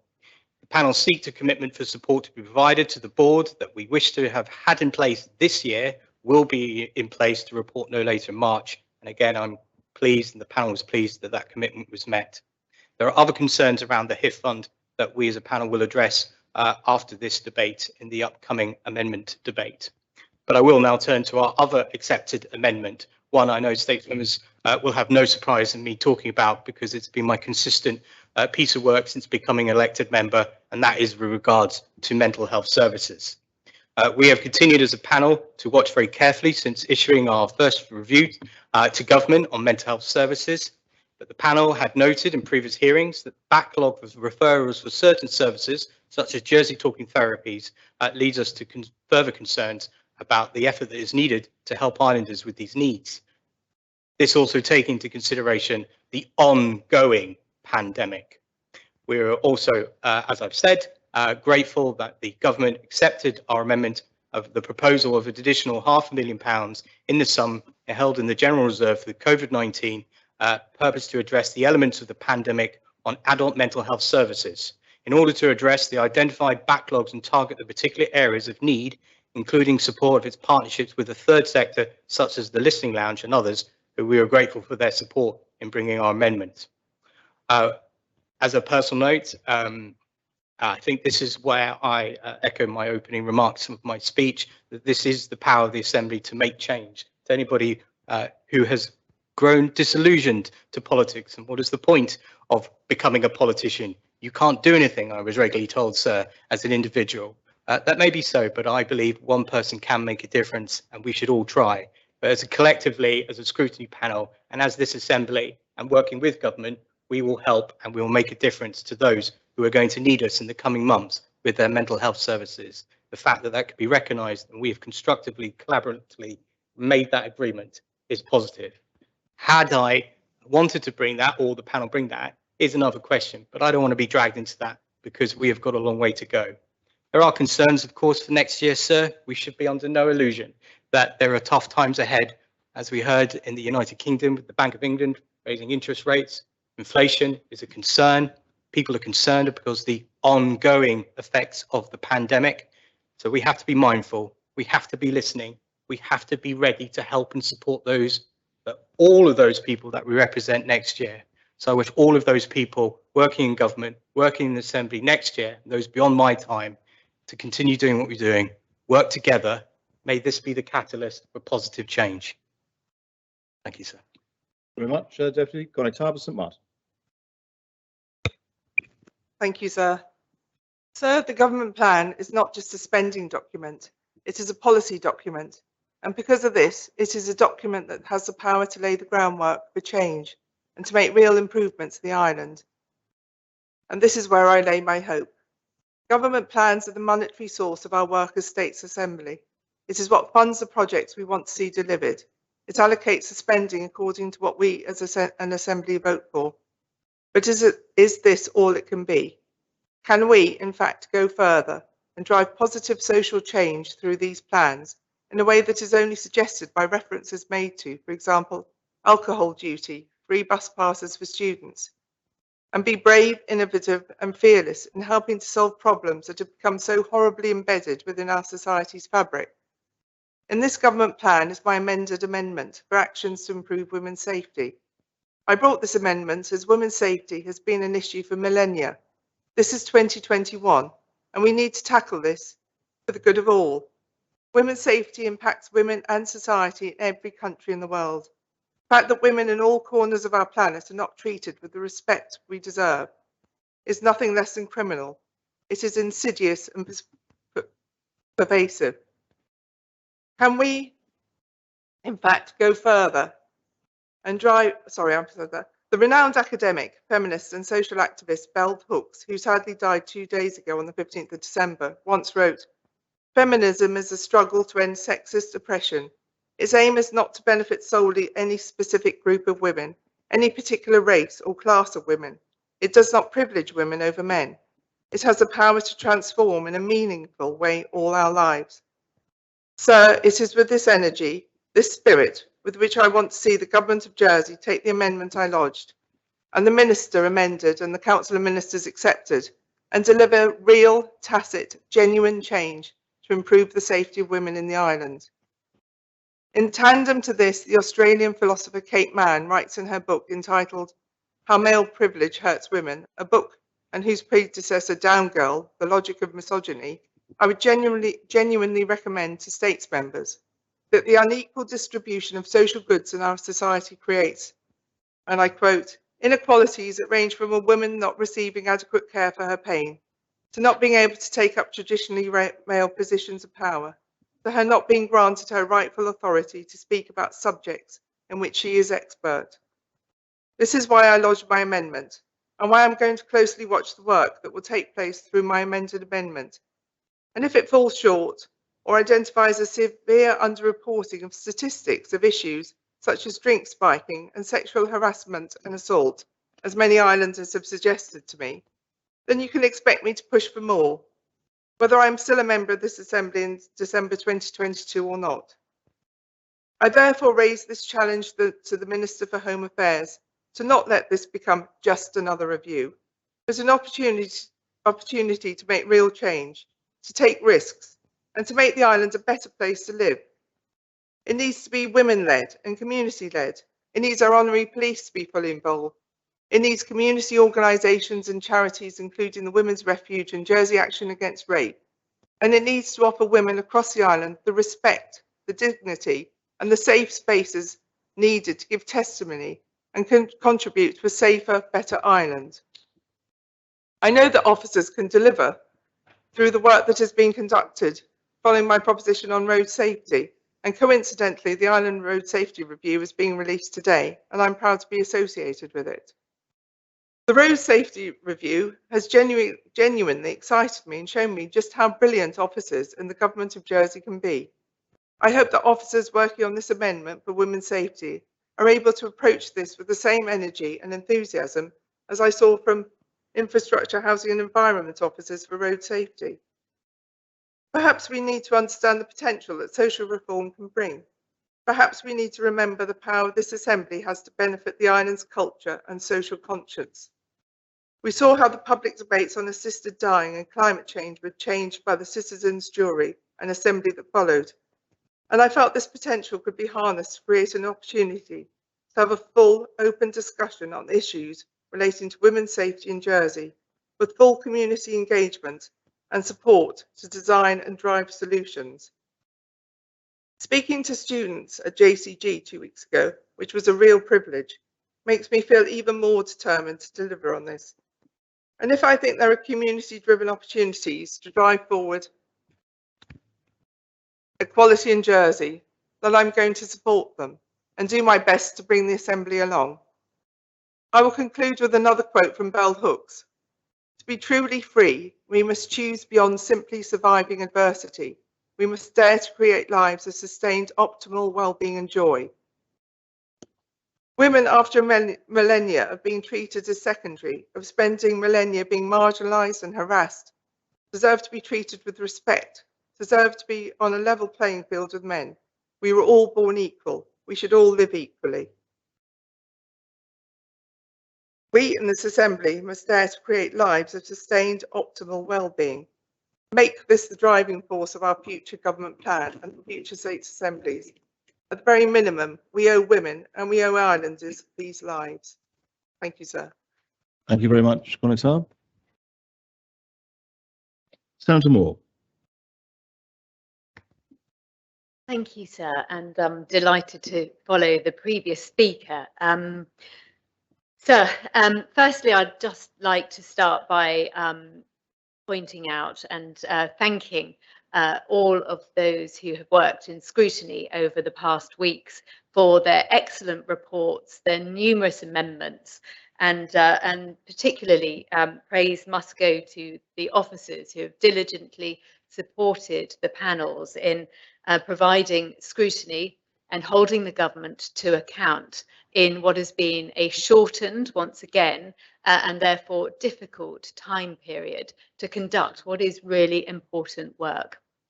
This is one of the key points of a political year because, of course, it deals with the issues of taxing and expenditure and the ultimate priorities that any government has to choose when setting the spending for their next year and how that reflects upon the community that they serve.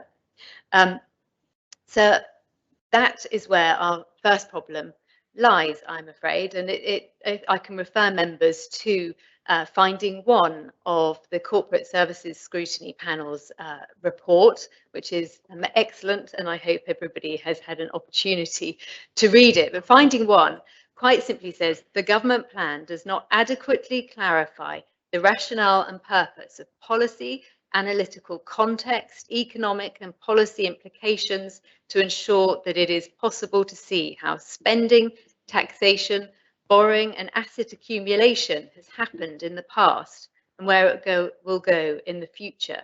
It is not clear. So that is the problem with this government plan. It is simply not clear.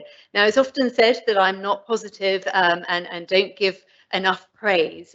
So I can say one thing that I do like about the government plan is that it has a lovely photograph on the front cover. But it is also a heavy document. It has an awful lot of words in it and some other pretty pictures, which are great. But what it doesn't provide us with is enough detail about what the government really is trying to achieve with its expenditure and the context within which the 3.5 years of this alliance government have left us and where it will lead us into the future. The projected, this is a government plan and the third one, the third annual spending document that we have had, because previous governments had medium-term financial plans. It was criticised by some, but the benefit of those medium-term financial plans was that they did look further into the future and provided some additional context around the expenditure and the plans of those governments at the time. So if you look back to, so if one is to look back to the budget statement of 2018, the projected expenditure for 2022 at that point was expected to be £904 million. The government plan that's before us today for next year is now asking the island to spend an additional £100 million. And what are we going to achieve for it? Well, that is not clear. The rationale and purpose is not clear enough to express why this government has, after telling people at the ballot box back in 2018 that they were going to come in and save money and rein in public spending, why they are actually delivering public spending that exceeds £1 billion and also sets the island on a serious track towards considerable amount of borrowing, over 40% debt to GVA. Another positive, sir, came from the speech of the Constable of St Martin.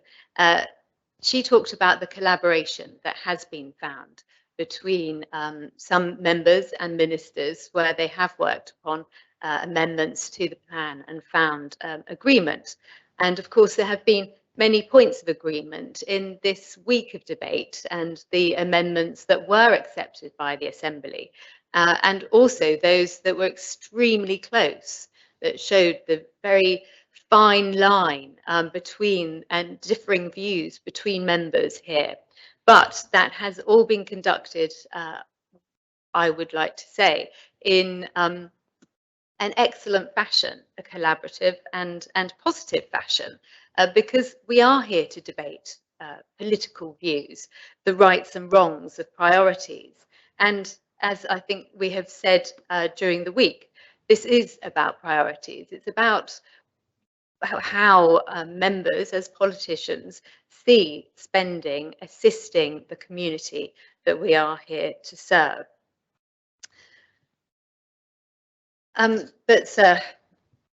This is a watershed, and that's a quote from our economic advisor, Mr. Warwick Lightfoot.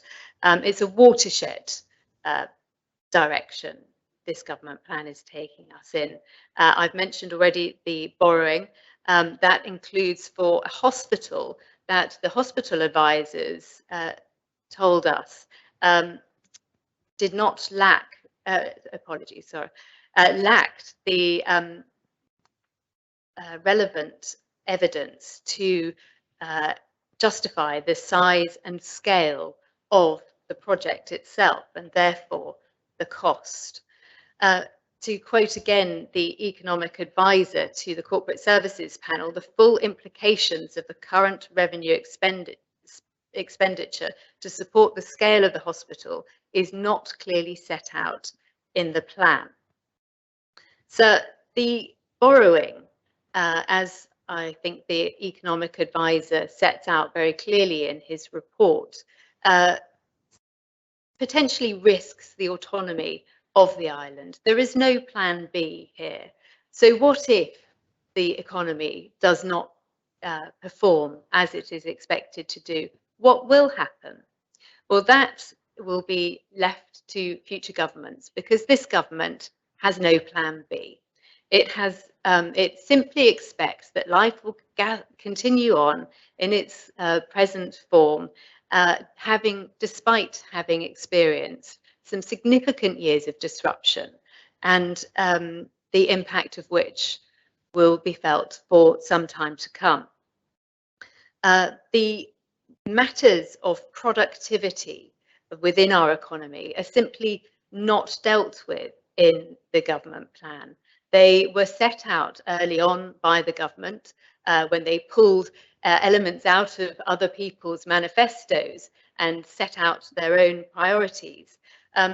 Productivity has not been turned around during this period, and equally accountability has not been properly managed. Unfortunately, we have found time and time again, as our report shows, a lack of openness and transparency in dealing with these issues. So, sir, despite the number of amendments that have been adopted that will make considerable improvements to the lives of islanders, for example, the bus passes for our young people, I do find it very difficult to support this government plan going forward, because it's simply not detailed enough. It doesn't meet enough of the government's own common strategic priorities, such as reducing income inequality and improving the standard of living.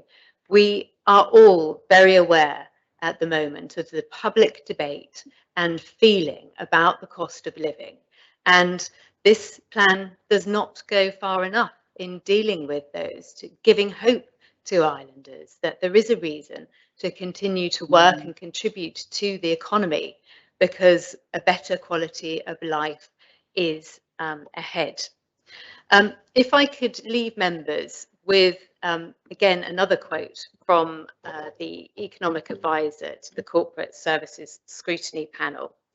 Whether a public authority should engage in a form of financial engineering as ambitious as the plan's proposal merits rigorous scrutiny. Moreover, the precise steps and risks involved in the proposed financial strategy should be fully exposed and exemplified in a manner that is lucid to the satisfaction of elected members of the public body involved. Given the scale, the transactions involved in relation to the Government of Jersey's annual public spending, the proposal should be further clarified and reviewed. Despite many hours of scrutiny and many reports, which are excellent in their content, sir, this government still lacks detail and still lacks a clear purpose to justify the vast expenditure and excessive borrowing that they are proposing to take. And therefore, I cannot support such a move, sir. Thank you. Very much, Senator. Deputy Morell. Thank you, sir. Apologies, dealing with my technology. Thank you, sir. As with any government plan, there are some things which are good and some things which are not so good in the government plan. It is, after all, dividing up of resources, and we will all disagree about some elements. We wish we'd had more here and less there. On the good side, sir, from my perspective, in the Economic Development Department, we have more money for culture, arts and heritage. We have money to restore Elizabeth Castle, and these are things that I'm really pleased with. We have more support for the rural economy. It's, in my view, not yet enough, but it helps, and it's heading us in the right direction on that front. There is help with housing. That's really important. There's more money in health and mental health, and there is indeed more money in education. But although, as I'll say in a sec, I don't believe it's yet enough. Importantly, this government plan and indeed previous ones have started to address the lack of investment over decades. Previous governments just did not invest enough in this island. And I appreciate that some of the decisions that have been made are with seeking to redress that balance. But in my view, too much of that investment is focused on capital projects. Some of them I know are necessary. We do need, there is no question, to improve the IT systems within government. But we have not yet set out enough to digitize the island, not just government. There is, though, whilst we're spending more on IT within government, there is not enough for improved oversight of modernisation and digital. In my view, this is one area where there is not enough accountability. We know, and this is not criticism at all personally, but we know that the minister who has oversight of modernisation digital is the education minister. The education minister role is a full-time 100% role. It leaves no time for proper oversight of modernisation and digital. And so, sir, I think that whilst not part of the government plan, it shows that we need to invest in making sure that our technology decisions within government are being made properly and being made efficiently, and that we aren't heading for hundreds and something million pounds of a failed project. Too much, sir, is also being spent, in my view, on internal government administration. It doesn't do enough to prioritise services, and in my view, it should. But that's the decision that's been made. It's kind of capital over services. Outside of the tech fund, sir, there's not enough to stimulate enterprise or diversify our economy. It's just the sad truth, and this is something I don't know if Islanders really understand, sir. But as far as our economy is concerned, over the past, since 2007, 2006 even, the strongest performing growth area of our economy has been private rent. We haven't diversified enough. That we have had success on the digital front. It has been growing steadily but slowly. The other success story in diversification has been the growth in public administration, sir. That has grown, which means the size of government has grown. So, sir, in my view, if we are to have an island which is fighting fit for the 21st century, economic diversification is absolutely key. But unfortunately, when rental sector is the strongest growth story we have, we know there's something structurally not working within our economy, sir. And so, in my view, the government plan doesn't do enough to address that need for diversification. Most importantly, though, sir, this government plan does nothing to address the structures of our public finances in a way that will enable us to stabilise our population and also enable us to help with affordability. In that sense, this is a government plan of the last 7 decades. It is still rooted in the past, and it isn't at its heart a plan that prepares Jersey fully for the future and the enormous challenges that we face today.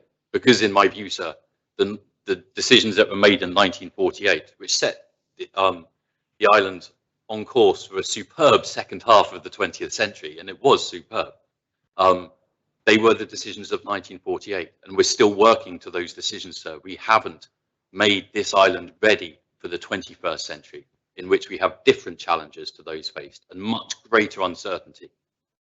Sir, we're in an election year, and I hope that islanders understand that fundamental change is needed to our tax and social security systems if we are going to stabilise our population and deal with our environmental obligations and invigorate our economy. This plan doesn't do that, and of course, it loads the island with a debt that will last for generations. And I am still struggling with that, sir. Future plans need to be far more ambitious in their scope. They need to embrace change that can be delivered whilst maintaining the island's commitment to low, broad, simple and fair taxation. The truth is, our tax system isn't broad. It is focused primarily on personal taxation. And this is something we need to change, for islanders can no longer maintain the burden of that focus on personal taxation. The plan doesn't use tax cleverly. It doesn't do enough to challenge islanders' consumption choices, something that will have to happen if we want to become a truly sustainable island. In my view, we are still not investing enough in education or our skills base. If we want to improve productivity by the multiples that we need to, then we need to use taxation to incentivize businesses to invest in training and technology. But this is not there in large enough spades. These are the choices of this Council of Ministers. They are simple choices. They are reasonable choices, but they are not visionary choices. And they are not choices that grasp the nettle and set the course on this and set the island on course to succeed in the 21st century. For that to happen, it seems that we all need to wait for the election. But that is the time when islanders can have their say and decide whether they want to remain tethered to the 20th century or whether they want leaders who wish to prepare the island for the enormous challenges and the enormous uncertainty of the 21st century. There is too much thinking in this plan. Previous speakers spoke about the lack of a plan B. There is too much in this plan which is tethered to the idea that everything is going to carry on just fine as it has done over the past 20, 30, 40 years. That's highly unlikely, sir. History tells us that there will be bumps in the road. And to be honest, current affairs tell us that those bumps in the road are coming ever closer. Sir, anything else will see the island slip backwards and stagnate, and that is something we cannot afford. And when you see that the strongest performing sector of the economy is private rent, then you know that we are beginning that road. We need to invest more in people and businesses in order to ensure that Jersey can have a strong, bright and exciting future.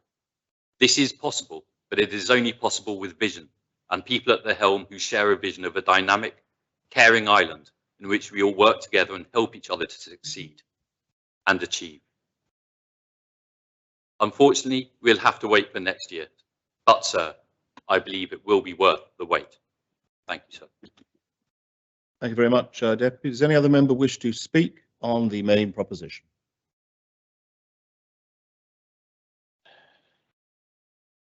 If no other member wishes to speak. So there's a yes, delay. All right, we're there. Deputy Ward. Thank you, sir. I've always thought that when we have huge documents like the government plan, it would be pertinent for governments to take them in parts so that they can if you like, audit the level of support for different parts of a government plan, because you may think that's a really good part, but actually that isn't. And there is an issue, obviously, an underlying sort of elephant in the room, sir, with this government plan in terms of the Alliance Party and them early on calling it a government plan, not a government plan. And even though it may annoy, sir, in particular member of this current room, I'm afraid that these things have to be taken account of when we present what we're doing as governments. That's what leadership is about. You can't swap and change as a leader in what you're doing. And I think there is a real problem there, that that was a mistake, and those mistakes need to be taken into account. But we move on. So I do worry that the priorities are wrong, and I share something of the concern over the emphasis on capital projects. And I'll say, well, some capital projects, because I believe that some of the capital projects that should have been completed so far and still haven't would have had a massively positive impact. And obviously, it's going to be no surprise when I say, sir, I'm referring to the youth facility in the centre of St Helier, which is still not there. I hope, because my amendment to the Bridge and Island Plan has been accepted, we now have a site and we can get on with it. So I'm concerned that there are funds without, there's a difference. I can't think of the word, it's gone. There are funds allocated, such as the Technology Fund, with no business case or no real knowledge of how they're going to be spent, but they're just allocated. And I'm afraid that this phrase slush fund does come to mind. And it may be unfair, and I may be being unfair, okay? But when you don't know how this money is being spent, it is a problem, sir. And I would say that that is a particular problem when one tries to bring amendments for specific reasons to address specific issues, such as the very close vote on the extra education funding that I will predict, sir, predictions are important, I think, it will be needed. And then we'll be scurrying around to know how will be needed, how it will be found, or it simply won't be applied, and we will have even worse situations in our schools than we have already in terms of funding, and we will just be left until after the next election for the next reformed Jersey government to pick up the pieces again, which I'm sure that we will be capable of doing. So also, I think that the biggest issue for me is the biggest scourge, sir, I believe, one of the biggest scourges, if not the biggest problem of any small society in particular, is inequality and income inequality. It separates, it divides society. The haves and the have-nots does not work for a functioning society. And when you have a small island, it concentrates that problem. It concentrates that problem because you see that wealth right on your doorstep when you are struggling. And some of the attitudes we've seen, the attitudes toward food banks, for example, I think need to be apologized for, and they need to be made clear. Because if we demonize those who are the poorest in our society, then we are the demons when we do that. So, and I do not believe that is the right moral thing for us to do.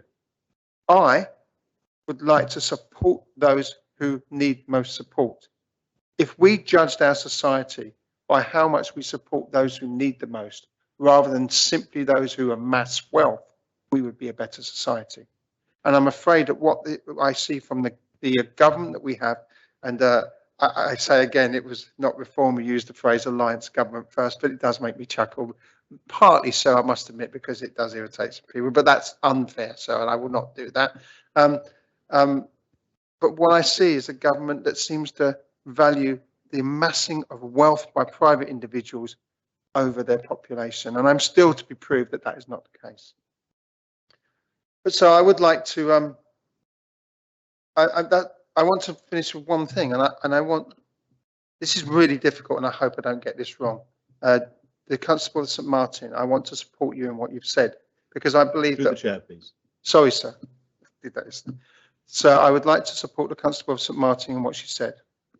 I believe it's important that men stand up and speak about what's happening to women in our society. And I believe that's important because we are the arbiters too often of the problems.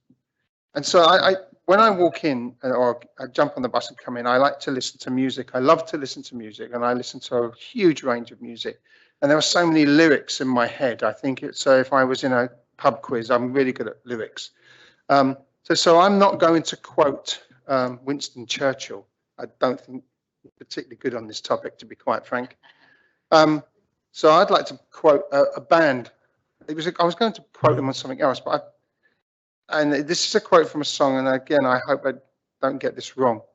I'd like to quote the Idols, one of the best bands to have emerged in the UK for many, many years. A fantastic live band. I recommend them to everybody.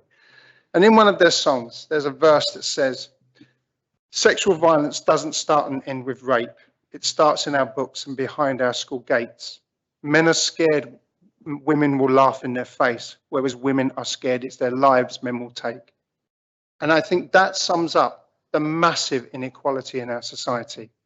The attitudes to women end up with a much more serious outcome than the laddishness with men between each other. And I think we need to address that as men in our society. We need to address it in our schools.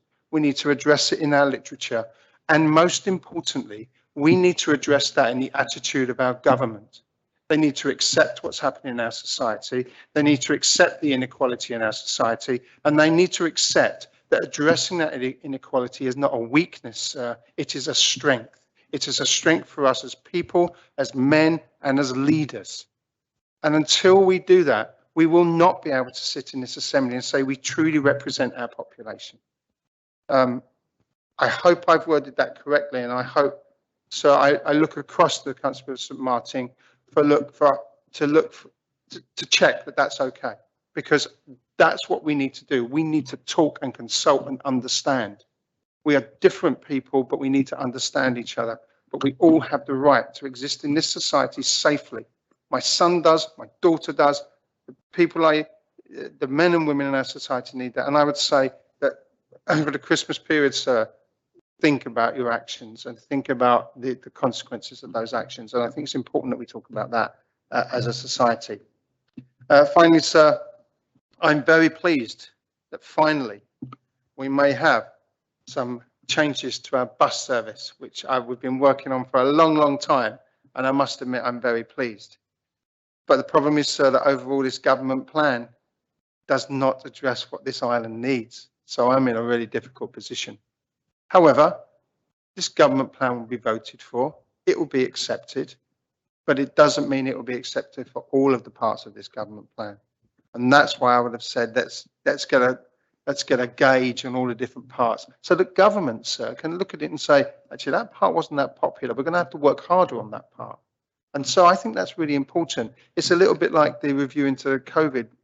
I was really disappointed with that, sir, because what it would mean is that government can look at it and say, what did we do right and wrong? And we haven't got that in our politics.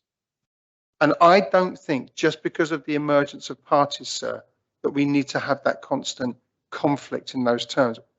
I believe actually, sir, that assists openness, so that we know where everybody's coming from and we know the baseline to their beliefs and we can work on them. There's nothing hidden in the back doors and the gentlemen's shaking their hands in the back. So it is about openness, and that's what we need, transparency in our society. So, sir, as a government plan, there's so much that could have been done that was better.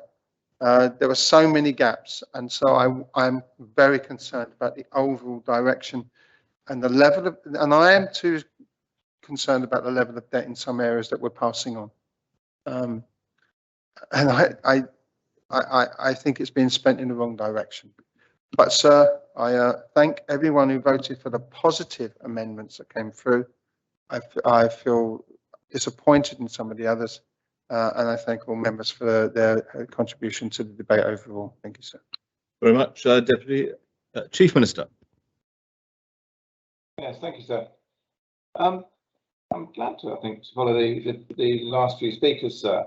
I think starting off with the fact that the government plan is a balanced approach, and it is quite an integrated and interlinked document, sir, and I think that's quite important. But the other point that some speakers seem to have missed It is actually a forward-looking document, so it is not meant to be a backward-looking assessment of performance document.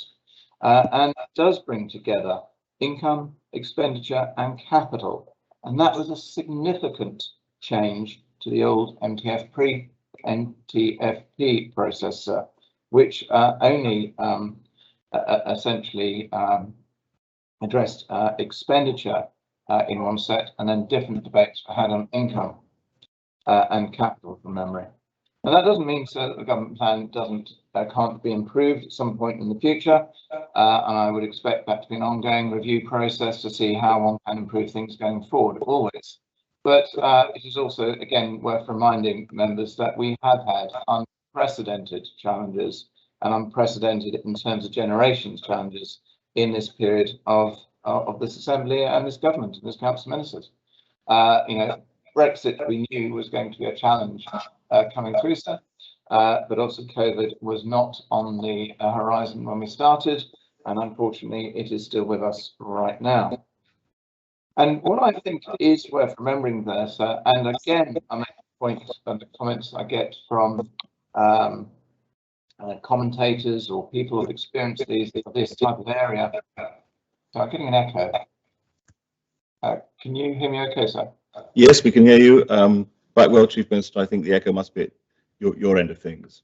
Okay. Well, that's. I'm just trying to see it. Right. Okay. That actually, when I say it is a coherent and cohesive document, it does bind together, and there is a common thread, which is what one of the objectives was. That was actually set down. In fact, I will say under Senator Gorse's original Council Ministers, when the change programme was originally agreed. But sir, the whole principle was, and I think AMSA absolutely worked very well compared to previous iterations of these type of documents, is that we went from the CSP, the strategic priorities, into the government plan, into direct business cases, and then so actually the performance side we assessed from the mid-year review, from the accounts, through KPIs and through the performance framework, sir. And actually, and yes, the performance framework needs to be maintained and kept up to date, and we said that will evolve from when it came in. But those systems are actually a significant improvement from a technical and process level to what we've had previously. And I think also, sir, when we came in, I don't think anyone realised in any capacity, the lack of investment in some of our key systems and departments that support the whole organisation. That is about ultimately services to islanders. Now, sir, I believe these have been significantly remedied in the main, but there will always be improvements that do have to come through. But actually, I also agree in part with the comments from, I think it was the Conotop of St Martin. We do have to keep our eye on making the organisation even more efficient, sir. But part of that as well is actually getting your foundations corrected, of getting that culture right. And that is where some of the investments are going. But ultimately, what we've got to remember, sir, actually, sir, and with tongue slightly in cheek before I go back to the government plan, sir, to an extent, sir, on the basis I lead the government, I lead the Council of Ministers, and I am a member of the Alliance Party. I'm delighted it's labelled the Alliance Party government plan. However, sir, unfortunately, for those people, commentators who made that comment, it would seem they're slightly either numerically or mathematically challenged. Because on the Council of Ministers, there are 12 ministers, of which 7 are independents. And in fact, the remaining ones who are members of the Alliance Party, we have all said, sir, that we act independently because that is how we are elected, and that this is actually a situation that will probably crystallise more, sir, in terms of the party or the alliance at the next elections. Now, they may not sit very well with commentators, so but if they want to continue to call it the Alliance Party government plan, that's fine, sir. I regard it as the Council Minister government plan, and more importantly, the Assembly, obviously, hopefully, will be endorsing it. But I think it is worth making points, sir. We have had 26 amendments. We have tried to work with members to either accept as many as we could, and obviously try to amend as many as we could to assist that process. And as with any democratic process, not everybody gets everything they want in the same thing. So there are some amendments that have gone through that the Assembly has deemed they wish to see, and obviously there have been a number of amendments that we put through that we have wished to see. But that is the nature of the democratic process in this Assembly. But I think, sir, to come back to the plan, it advances our vision as an Assembly, the island's priorities. And it is a balance, sir, but it provides for our continuing response to COVID, as well as our recovery, both economically and socially. And although there's been a comment about the increase in expenditure, obviously since before this government came in, you know, that increase does obviously include, sir, tens of millions of pounds as a provision for next year for COVID. And obviously we hope that that will not be required, but at this stage it's prudent to make that provision, sir, and that estimate. What I would like to do, sir, is continue, sir, to point out it includes 13.4 million over the next 4 years into our children's health recovery plan, and an additional 5 million spending on our health and social recovery side, sir. And so, thanks to the amendment by the Conor Tyberson-Brillard, it also now includes a provision for a review into our handling code. The plan commits us to around £200 million worth of spending toward putting children first next year, and raises the growth for expenditure for education to around £25 million. And again, sir, I mean, we've had criticism from both ways. One, for not putting enough, not putting yet more money into education, and two, sir, for actually spending too much money.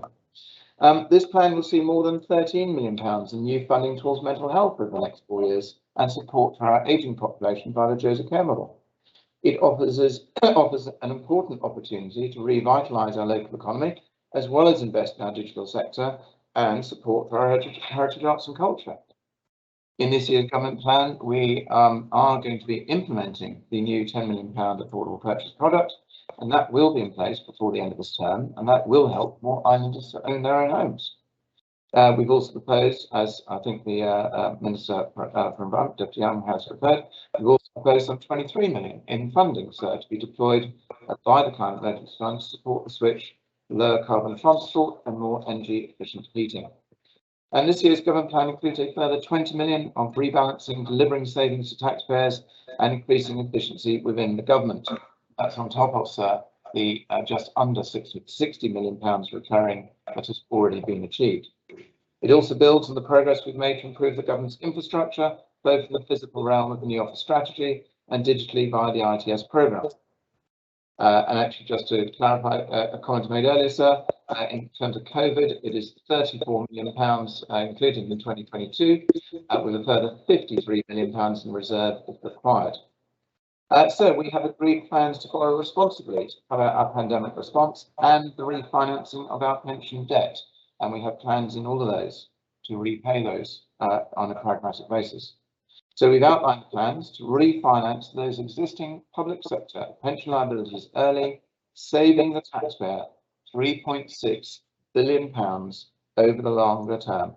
And sir, I think that is the first time I can ever recall anyone in this Assembly being able to say that. Obviously, that's a subject to the vote. Hopefully, it will come through shortly. This plan is therefore able to chart a course to return to balanced budgets without relying on raising taxes, delaying important projects, or jeopardising our financial reserves. And sir, it goes back into the black, into surplus in 2023. As I said on Tuesday morning, this plan has been prepared by the government, but has been formed and now shaped through the wishes of this Assembly, and I believe, sir, the needs of our island. I do hope, sir, that members will join me in approving the plan and delivering on our shared commitments to islanders for the last part of this Assembly, sir. Thank you. Thank you very much, Chief Minister. The Conor Tyberson-Brillard. Thanks, sir. I would take this opportunity to comment specifically on the amendments which I brought to the plan. I'm grateful, sir, for the Council of Ministers accepting my amendment 26, which enabled funding to be directed towards an air quality monitoring policy and provide all the equipment. We have, sir, spoken in this assembly for so many years about this. And in earlier speeches, members mentioned matters coming back and coming back again. This goes back, I can assure members, 10, 12, 15 years. So, and we've spoken about it with nothing to show for it. So whilst the Minister outlined the problems his team have had with the implementation earlier on, I'm glad that we can now move forward in the interests of residents and particularly children. My third amendment, sir, was, I believe, broadly supported, but the proposed timescale wasn't. I think members will appreciate why I've been so vehement in trying to move my proposed lessons learned review forward at pace, because of circumstances which are taking place even whilst we've been discussing the government plan. It became clear, however, that despite the best will in the world, it simply wasn't achievable using the mechanisms within which we operate. And this simply highlights the point that in the light of rapid changes which seem to be occurring outside of our control, whether we need to develop speedier mechanisms to be able to provide rapid responses should the need arise. Maybe so better use of bodies such as the Emergency Council could be better utilised to deal with emergency situations, and that could be, of course, the subject for future discussions. Government spending, sir, is always going to be a balance, and we must take comfort in the fact that debate has been full and frank and democracy prevails. I'm not affiliated to any party, sir, but have voted throughout this debate, influenced by those I meet in the street, by those who get in touch, and with the experience of several years in this assembly and, of course, speeches of the day. I believe the resulting plan is as acceptable as it can be, and I will be giving it my full support. Thank you, sir. Thank you very much, Deputy Southern. Thank you, sir. And I'm, like my colleague, disappointed that we're only going to review this government plan as a one-off block vote. And I'm disappointed because my attention is drawn to page 134 of the annex proposed government plan 2022-25, where it talks about efficiencies and measures to rebalance expenditure. And this was an area that I was drawn into to scrutinise some time back. But I remain disappointed by this approach. Efficiencies and measures to rebalance expenditure. In short, simply cuts. Cuts in service delivery, cuts in staffing, which make the job harder to do. And I quote from this, from page 134, it's important to restate the approach to the delivery of the efficiencies and other rebalancing measures agreed by the Council of Ministers as set out in the original efficiencies plan. Ministers also agreed that if any of the efficiencies are not subsequently approved or delivered, they will seek alternative departmental efficiencies to the same value to replace them, or to reduce or reprofile some of the planned spending by the equivalent amount in order to ensure that income and spending remain in balance. Short, it's a numbers game. If you can agree to make cuts, fine. If you can't agree to make cuts, we'll make cuts for you. That's what's happened. That is no way to behave when we're talking about government. And it then goes on. This approach can be described as Plan A, the efficiency has been delivered or is on track for delivery. They're not all of them complete yet. Plan B, an alternative efficiency has been or will be developed to cover any shortfall. Plan C, typically a government plan growth will be deferred to cover any shortfall, although other one-off approaches can be used where appropriate. And then finally, Plan D, non-pay inflation available to departments is reduced to the same value as undelivered targets. Departments, CIPES and IHE will continue to work with the Treasury and Exchequer to determine the extent to which they can implement savings measures to achieve their targets, one-off or recurring. Plan D should be considered as the last option. And lo and behold, one paragraph later, here's Plan D. As suitable measures were not identified and agreed with ministers, the default position is that the proportion of non-pay inflation efficiency will be increased by the same value as these undelivered targets. This is literally just playing with numbers. We shall put some numbers in there to make the plan, the supposed plan, balance. And those, so let's take a look at some of what that means. And sometimes it means a staffing cut, and sometimes it means a non-staff cut.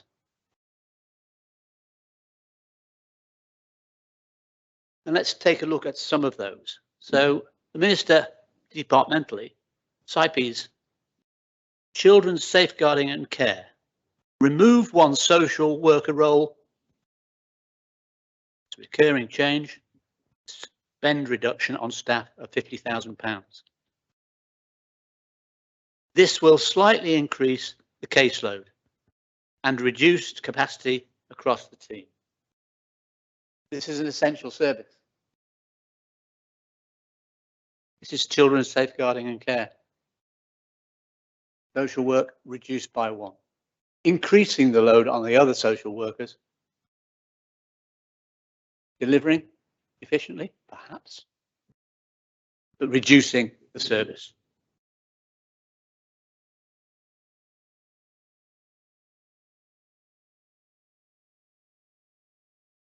Next one down, CIPES again. Integrated services and commissioning. Rebase budgets to best manage priorities within reduced resources. Will further reduce GP20 growth and limit the planned improvements in early intervention and therapeutic provision for looked after children. And that's in the government plan. The ministers should be ashamed of that. That's a statement that clearly lays out a reduction in early intervention. What's the key thing we have to do in terms of our social care? Early intervention. And here's one, limited, reduced. Let's move on. HCS, Health and Social Services, departmental wide, increase in substantive staff and a reduction in agency or temporary staff through improved recruitment programs. Spend reduction on staff, 1.8 million. And oh, if that could only happen, would that it should, that we should actually reduce our use of temporary workers, bank nurses, etc. It won't happen. It's impossible for that now. It's not happening now, and we're trying.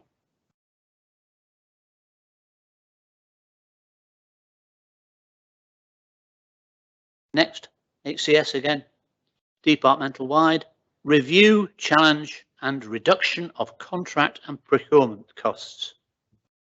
Health costs, we should negotiate our way down and save £750,000. Again, it'd be nice if it happens. No guarantees there though, especially in the costs of health that are going through the ceiling. Here's a nice one, which I actually bothered to talk to the health minister about. Targeted delivery of a cost improvement plan through partnership with New Europe, along with ongoing embedding of zero-based budgeting and effective budget management. Non-staff saving £2 million. I looked at that, Newton Europe, what's that? I asked the Minister. It's a consultation group. We didn't go very far with them. But why are they still in the budget with a £2 million saving? Nonsense.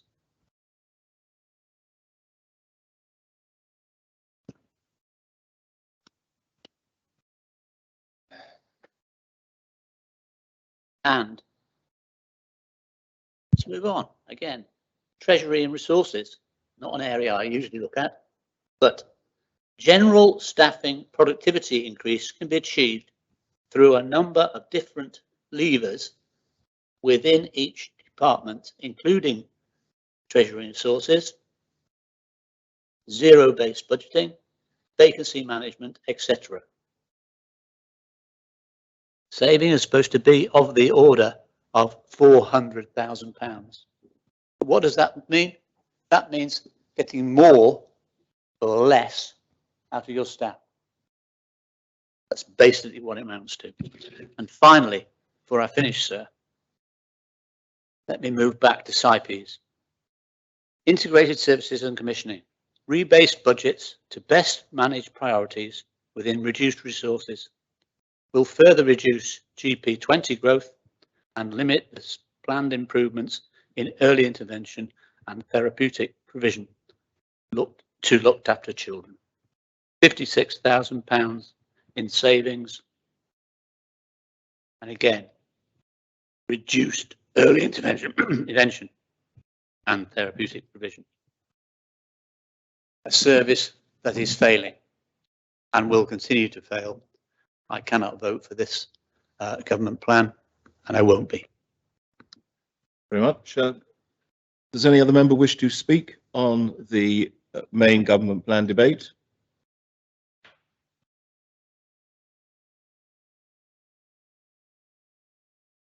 Senator Mezek. Thank you, sir. On the 12th of June this year, a government minister, two assistant ministers, and presumably with the blessing of several other government ministers, held a press conference at a hotel in Jersey to announce the foundation of the Jersey Alliance Party, a historic moment for Jersey's politics and one which on principle I welcome. And you can go on their website and read the speeches which were delivered at this event on the 20th of June. And that included the chairman of the Jersey Alliance saying, and I quote, "Our manifesto is the government plan." Some retreats from that statement, or some attempts to retreat from it, has been made in the months since then, but the historic fact remains the case that at that launch, the Alliance Party stated that the government plan is their manifesto. And I, for one, say fair enough to them. If that's the declaration they wish to make, if that is the record to the public which they want to present of what they are seeking to do with their roles in government and what achievements they may make or what things they may not go as far as they may otherwise wish, I actually think fair enough, let them make that declaration if that is where they stand. But the next step beyond that is to hold them accountable for it, not just those aligned with the party, but the entire Council of Ministers.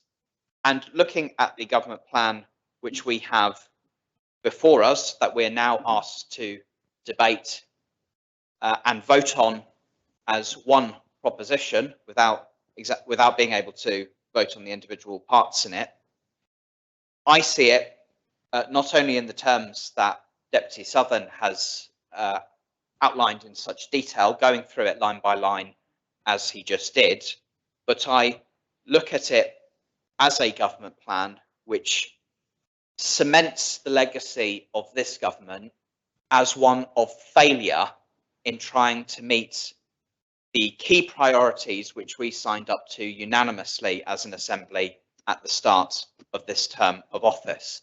And I, for one, cannot forgive them for their complete and utter failure on the key priority of trying to reduce income inequality and improve the standard of living.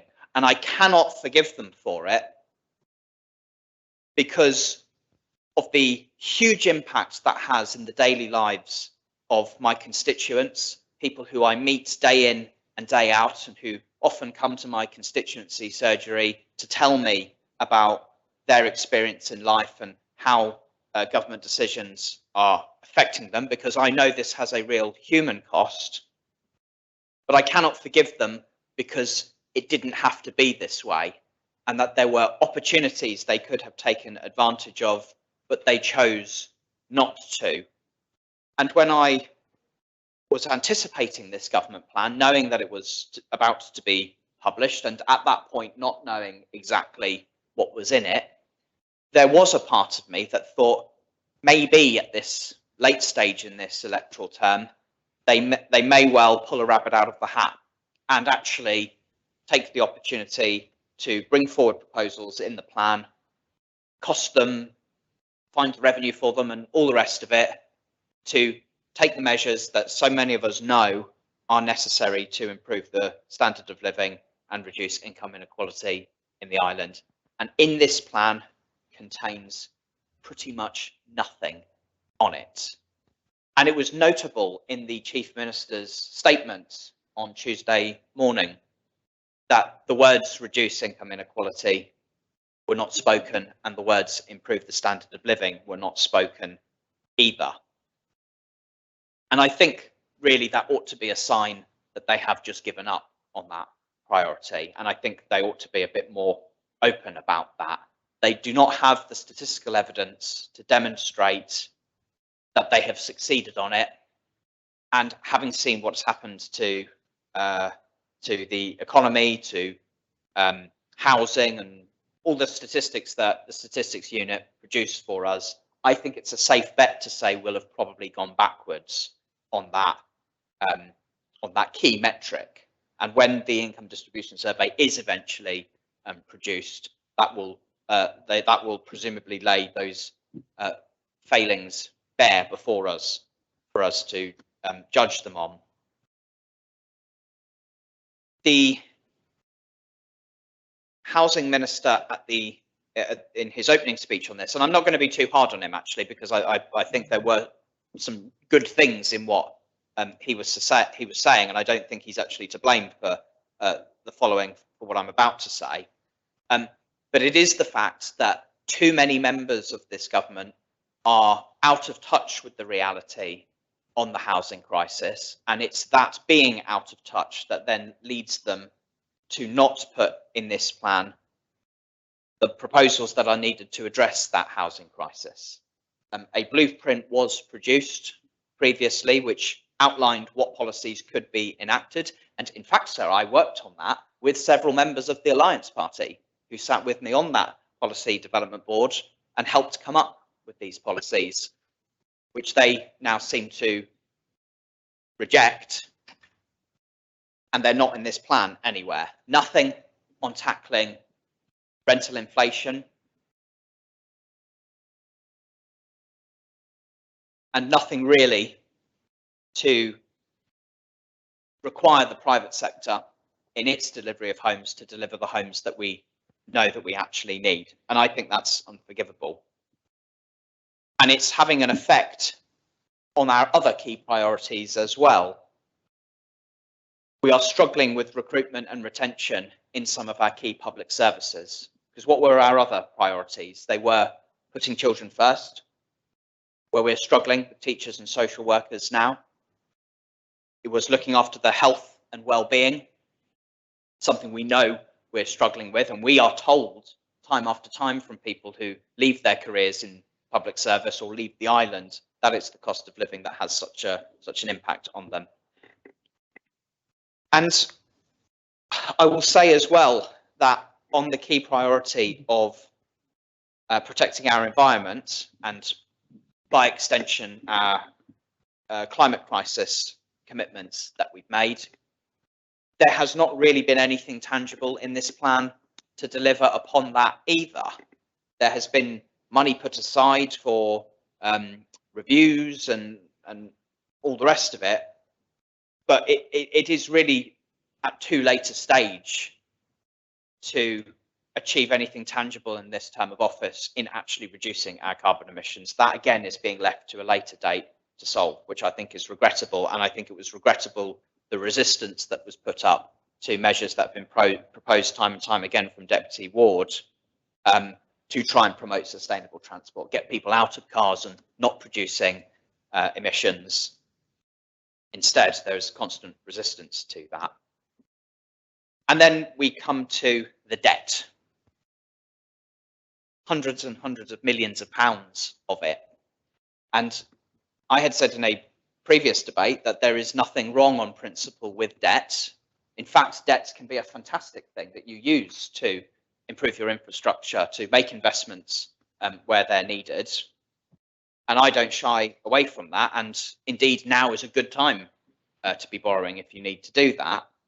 But you do have to make sure you do so sensibly, sustainably, and on things that we do actually need, so that you don't rack up your debt levels to the point where the lenders won't lend you anymore because they're no longer convinced of your ability to pay it back. And that is why we're left in a weakened position for the future to borrow money if we have to address those issues like carbon neutrality or housing and the rest of it, because we've taken on debt for things that are less justifiable, like the extra debt we've had to, this Assembly has approved to take on for the hospital project, which in my view, scrutiny demonstrated was not necessary at that time, or not necessary to those lengths. I remain convinced that the government office project has not been managed effectively and has left us with something that could in the future actually end up being a huge liability because of the PFI arrangement that they've come up for it. And that leaves us in a weaker position. And though this plan has been improved by some amendments, some of which I wholeheartedly supported, and they have mitigated this, we do now ultimately have to decide before us if we will vote for the Jersey Alliance Party manifesto as they declare it is. And as somebody who is not a member of that party, I politically will not do that. It's for them to decide what their manifesto is and what proposals they bring forward. And if they gain a majority at the election, then they'll have a mandate to pursue it, and good for them. But as someone who will not share that mandate, I cannot be expected to be mandated by my constituents to vote for another party's manifesto. And that point, I think, is as simple as that. But most important of all, I will vote against this plan because of its failure to address that key priority of improving the standard of living and reducing income inequality, because I believe that the failure to take necessary action in this plan has left those people in Jersey worse off as a result of it, which means the next government in the next government plan will have a more difficult job at trying to undo some of the damage that has been done. And so my small part in trying to mitigate that damage is to vote against this plan, and I urge the rest of the Assembly to do the same. Thank you, Senator. Senator Gorst. Thank you, sir. And unfortunately, my camera's not working again today. Well, don't we live in interesting times, sir? The advent for Jersey again, and I use that word advisedly, of party politics. And we've heard all sorts to recommend party politics to us. I think we've even heard in this debate on the government plan that party politics are more open and more transparent. And yet, sir, we are also starting to see in this debate the division that party politics brings. And it is that division which I think is so detrimental to our small island community. So I have been involved in party politics elsewhere in the world.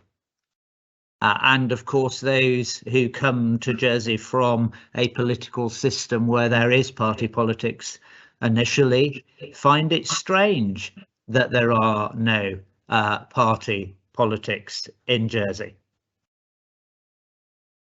But they learn to understand the value of the independence of mind, the independence of thought, the needing to build a consensus, the needing to come together and find a positive path for our community. And I am and remain to be convinced that these great benefits that we are told that party politics will deliver will be delivered. And I think rather we have seen, and we heard from the last speaker, and it is fascinating, sir, because the last speaker is always clear about his political motivation, always clear, and for that I respect him. And he would say that I am always clearly on the opposite side of any argument when it comes to economics. That, I think, is how it should be. I think individuals and independents can be quite clear with the electorate without needing the party political system. Because is this government plan the manifesto of the Alliance Party? Of course it isn't, sir, and nor can it be, and nor should it be. Is this an alliance-led government? Well, sir, on the one hand, of course, that could be argued, because post the forming of the government, a number of members of government have joined the Alliance Party. And as I understand it, next to Speaker Deputy Daddy. The Alliance Party has amongst its current membership, of course, the Chief Minister and the Treasury Minister. It's entirely a choice for them. So in that very fact, the two senior offices of the government are held by members of this assembly who are party to that party, members of or supporting or signing early signatories. But actually, this document is a result of the decision of members of the government, with the really important input of members of the Assembly, as it has always been. Now, we can go back to the formation of this government, as Senator Mezek did earlier, and talked about income inequality. He knows, sir, that he argued with his fellow party members at that point to have this as a priority, reducing income inequality. He knows, sir, that I argued against it because I didn't feel the implications of what that priority meant were fully understood by those who were supporting him in that argument. I would much have preferred, as I made it clear, that that priority was a priority that dealt with the cost of living for islanders and looked at the challenges that islanders face every day through that prism, rather than the prism of income inequality, whereas the Reform Party clearly articulate that means that you are just as concerned with how much money the wealthy have as how much how much those who are struggling have. I believe my political philosophy is more concerned about how we support the struggling, as Deputy Ward said, than I am being envious or overly concerned about those who are successful wealthily in our community. But it's a different political philosophy. I absolutely accept that. So there are some elements of this plan that I am gravely concerned about, because they turn the economic model of Jersey government finance management on its head. And that is the overall level of debt. And I find that very difficult, that the incoming government of whatever party or political persuasion will have to develop a plan, and they'll have to appeal to the public, because the plan will have to be about debt reduction. How does the incoming government deal with the reduction in debt that this government plan will leave them? My understanding is that Treasury officials will probably be able to raise the initial part of the debt for the hospital and potentially for the pension scheme as well. So that debt will be there, this plan will lead to it, and an incoming government will need to deal with that. But we have had that argument in the Assembly, and I lost that argument for all of the reasons that I fully understand. I lost that argument. That does not mean to say I've changed my political philosophy about that. Ironically, not dissimilar to the one we heard articulated by Senator Mezek. Borrowing at the right time for the right amount can be very much in Islanders' long-term interest. I just believe that this is borrowing of the wrong amount at the wrong time. That's a different opinion. I'm also uncomfortable, it was Senator Moore that reminded us on the about the overall spending levels. I have the reverse concern of Deputy Southern, who went through the efficiencies and was unhappy with the efficiencies. I don't think the efficiencies go far enough.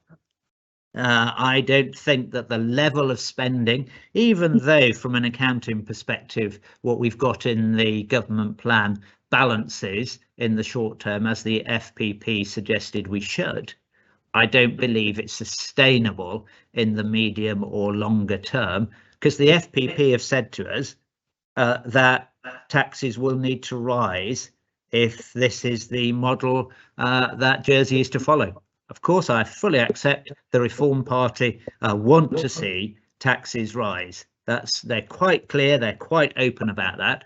I'm quite clear and quite open. I don't want to see taxes rise, and therefore spending has to be got more under control. And perhaps it's the element in the middle where some members are believing it's right to deal with all of the what's being described as underinvestment of the past, but still don't acknowledge that in order to spend at this level, taxes will need to rise. That's why I'm uncomfortable with it. I am, like Deputy Ward, disappointed that the Treasury Minister's not intending to take this vote in parts, and I appeal to her to perhaps change her mind and take this vote in parts, because I think that's the democratic thing to do.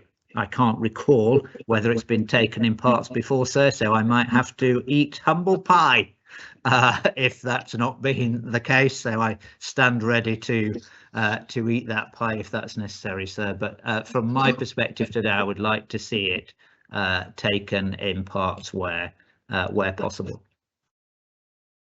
But, sir, like others have said, there are good elements of this government plan in my own department, and that's these things that I'm politically responsible for. I think they've got a fair share of the slice. We are able to deal with the impending Moneyval review, and we've got increased resources there. We are able to deal with new products and innovation in the financial services sector, and continue to promote Jersey as a centre for those wishing to access global markets. And we are able to continue the really good work of promoting Jersey in Europe, in the Middle East, in the Far East, and in the States, and continuing the good work that happens in the London office. So I'm satisfied with that, and I do fundamentally believe it is time that the Ministry for External Relations became its own ministry, and that's what this government plan does. But in casting my vote, sir, in hopefully not too many minutes, or perhaps it's going to be after lunch, who knows now, in casting my vote, I will be mindful of this fact, sir, that we are still in the middle of a pandemic. We still do not fully understand the implications of the latest strain of the virus and what effect it will have on the island, upon islanders' everyday lives, and upon the economy of the island, and therefore the fragility of islanders' jobs and future.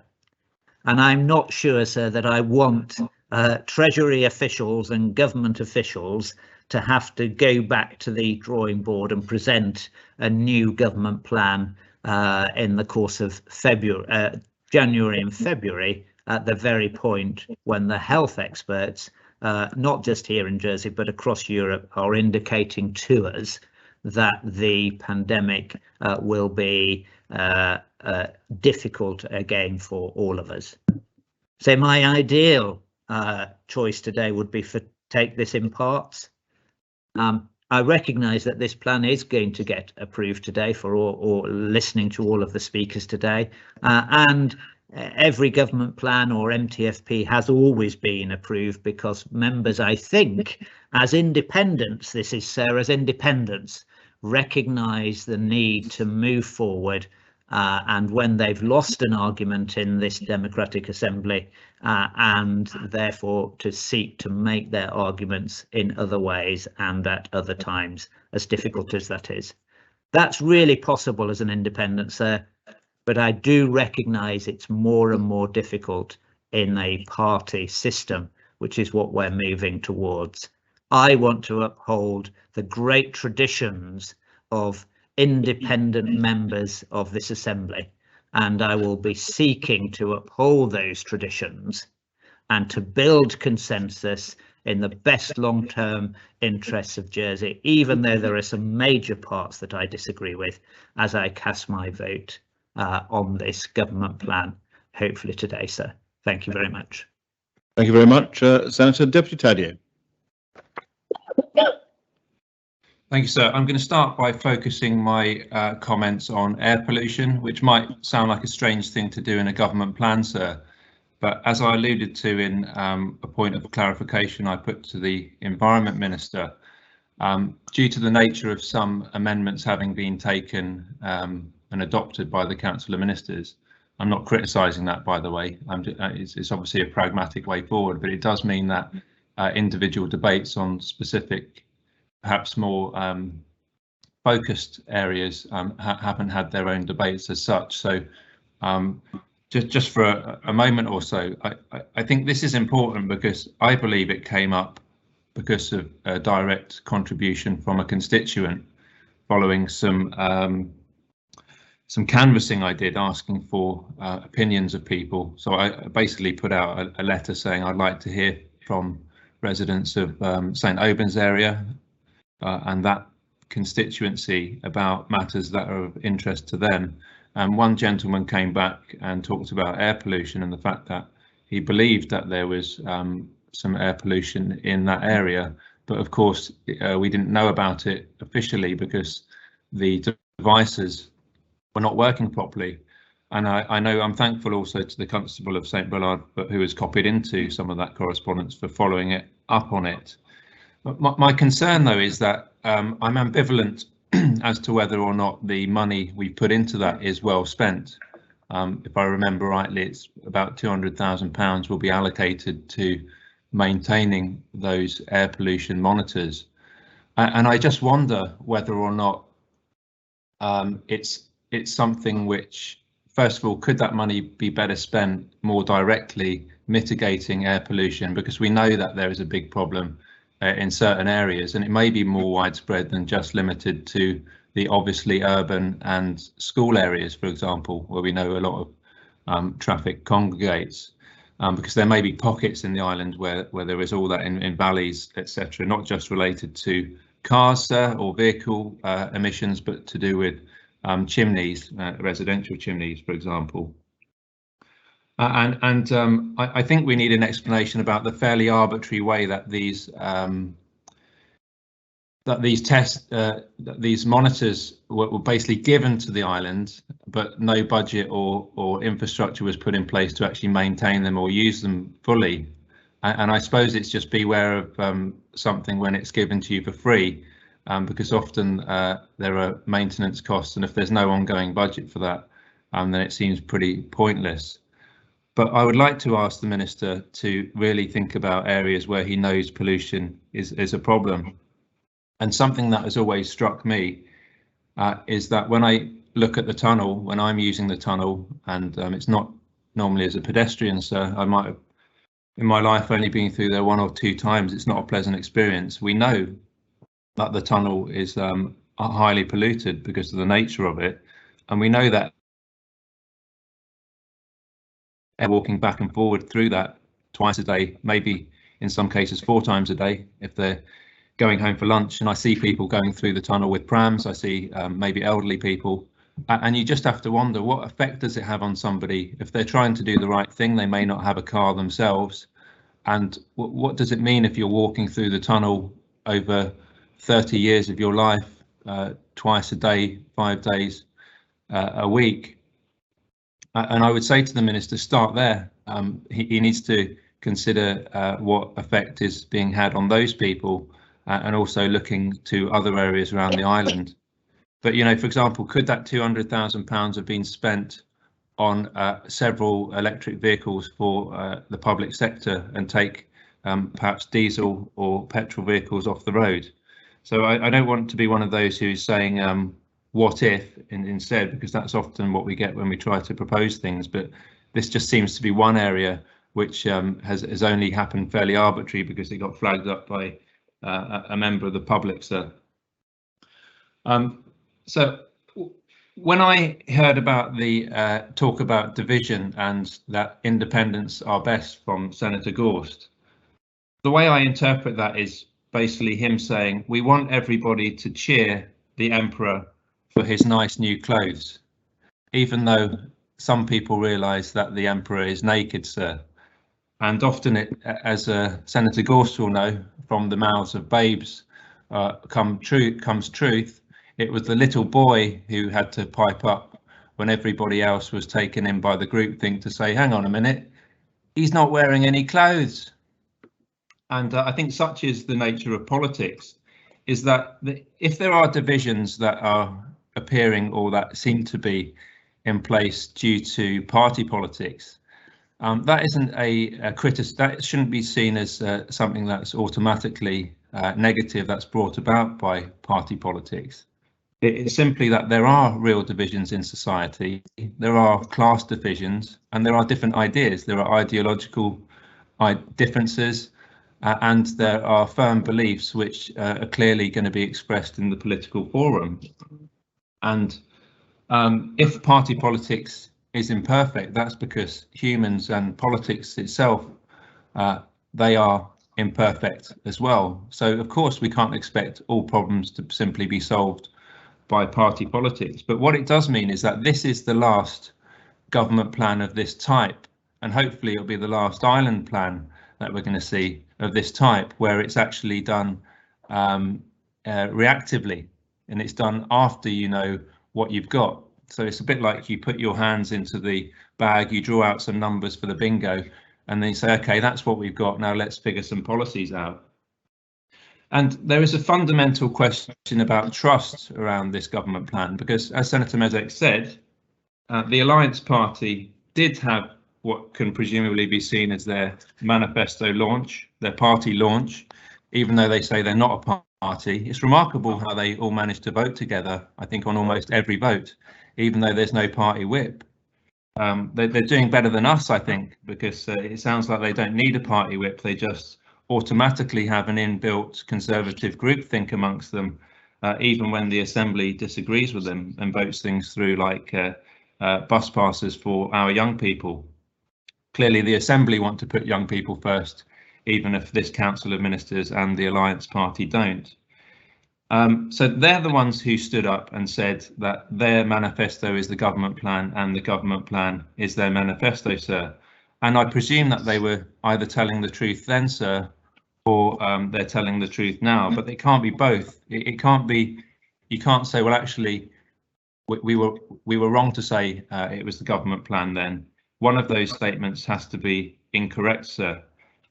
And I'll leave it to members of the Assembly and to the public to find out which statement. They can both be false, of course, but they can't both be true.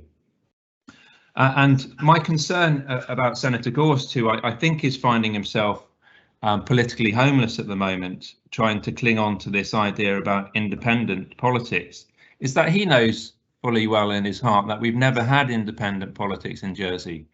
We've always had conservative politics, deeply conservative politics, masquerading, as Deputy Larisha would have said, we've got consensus, we've got independent politics or consensus politics masquerading as independence. Or I think he might have said something similar to that. And what we get because of that is we get a political cartel that operates in our island. So it's strange that somebody like Senator Gorst and many other free market liberals, and perhaps even myself, recognise that competition in many ways is or can be good. It doesn't always work, but we're told that the received political wisdom about economics is that competition is good and that the market will help. But when it comes to politics, it seems that competition isn't so good. The competition of different ideas, perhaps different ways of thinking to try and resolve the same problems, which is strange because, you know, you get that in all walks of life. You get it in science and you get it, as I said, in many different walks of life. But it seems to me that Senator Gorst wants to have a political cartel operating in Jersey, and that he's quite happy as somebody who espouses deeply conservative values to have independents elected across the board, so long as they're all conservatives who are elected independently. But I would say that that doesn't wash anymore because the world has changed. And I think that what we might see as well is that this is the beginning of the end for the Jersey model, the low tax, low spend model. And it started to be recognised by, I think, all of the serious political and what I would say those who follow through in terms of their of the consequences of their policies and politics, is that you can't get anything for free. So when it comes to things like building a hospital, there is an isolated number of people in this assembly, sir, an isolated number of members who can't accept the fact that it costs a certain amount of money to provide decent public services. So when it comes to building hospitals, to building new schools, to dealing with the consequences of the pandemic, it costs a lot of money to do that. And what I do respect Senator Gorst for is that he was probably a sole voice in the early days of the coalition government who stood up when Reform Jersey asked for the inclusion in the then strategic plan for the words to be put in about reducing income inequality. He was the only one of the Conservatives who realised that it didn't fit in with their ideology, because it's not possible if you're an economic conservative to agree with reducing economic inequality. You know that actually under your model, under their model, sir, the economics is such that you want a free market and that you want the rich to get richer, and if the poor get a little bit richer as well, well, that's not necessarily great, but it can't be helped because some trickle down is necessary, and you can't always sweep up all of the crumbs from the capitalist table, sir. But he recognised that. But unfortunately, we've got the rest of the Council of Ministers who said, yeah, we'll try and do that. But what's happened is that we've seen a whole litany of consequences from their system, which is fundamentally remaining unchanged because they are the party of the rich. We've seen that their leader of the Alliance Party had to withdraw from one of the debates because he was conflicted due to having very high earnings. And not only was he conflicted, but he protested that there might be nobody left in the Assembly to represent the super high earners who represent perhaps only a few hundred in our island. I don't think he needs to worry, sir, because there were still lots of other members in the Assembly to represent the interests of the super rich. And we also have this government plan from the party, which is also the party of lager and cider drinkers, sir. Their inability to apply an even-handedness and fair approach to taxation even goes down to the minutiae of needing to discriminate between wine and spirit drinkers over cider and beer drinkers, sir. They can't even get that right. So when it comes to taxation, that should be low, fair and broad. They even go into minute detail to make sure they discriminate against wine drinkers, sir. And it makes you wonder because a lot of the politics we're seeing from the Alliance Party, I think, is akin to what you might have heard in the wine bars in the 1980s and 1990s in London, sir. We've just got basically a leftover poor man's Conservative Party from the 1980s, but without any of the political heavyweights to go with it, sir.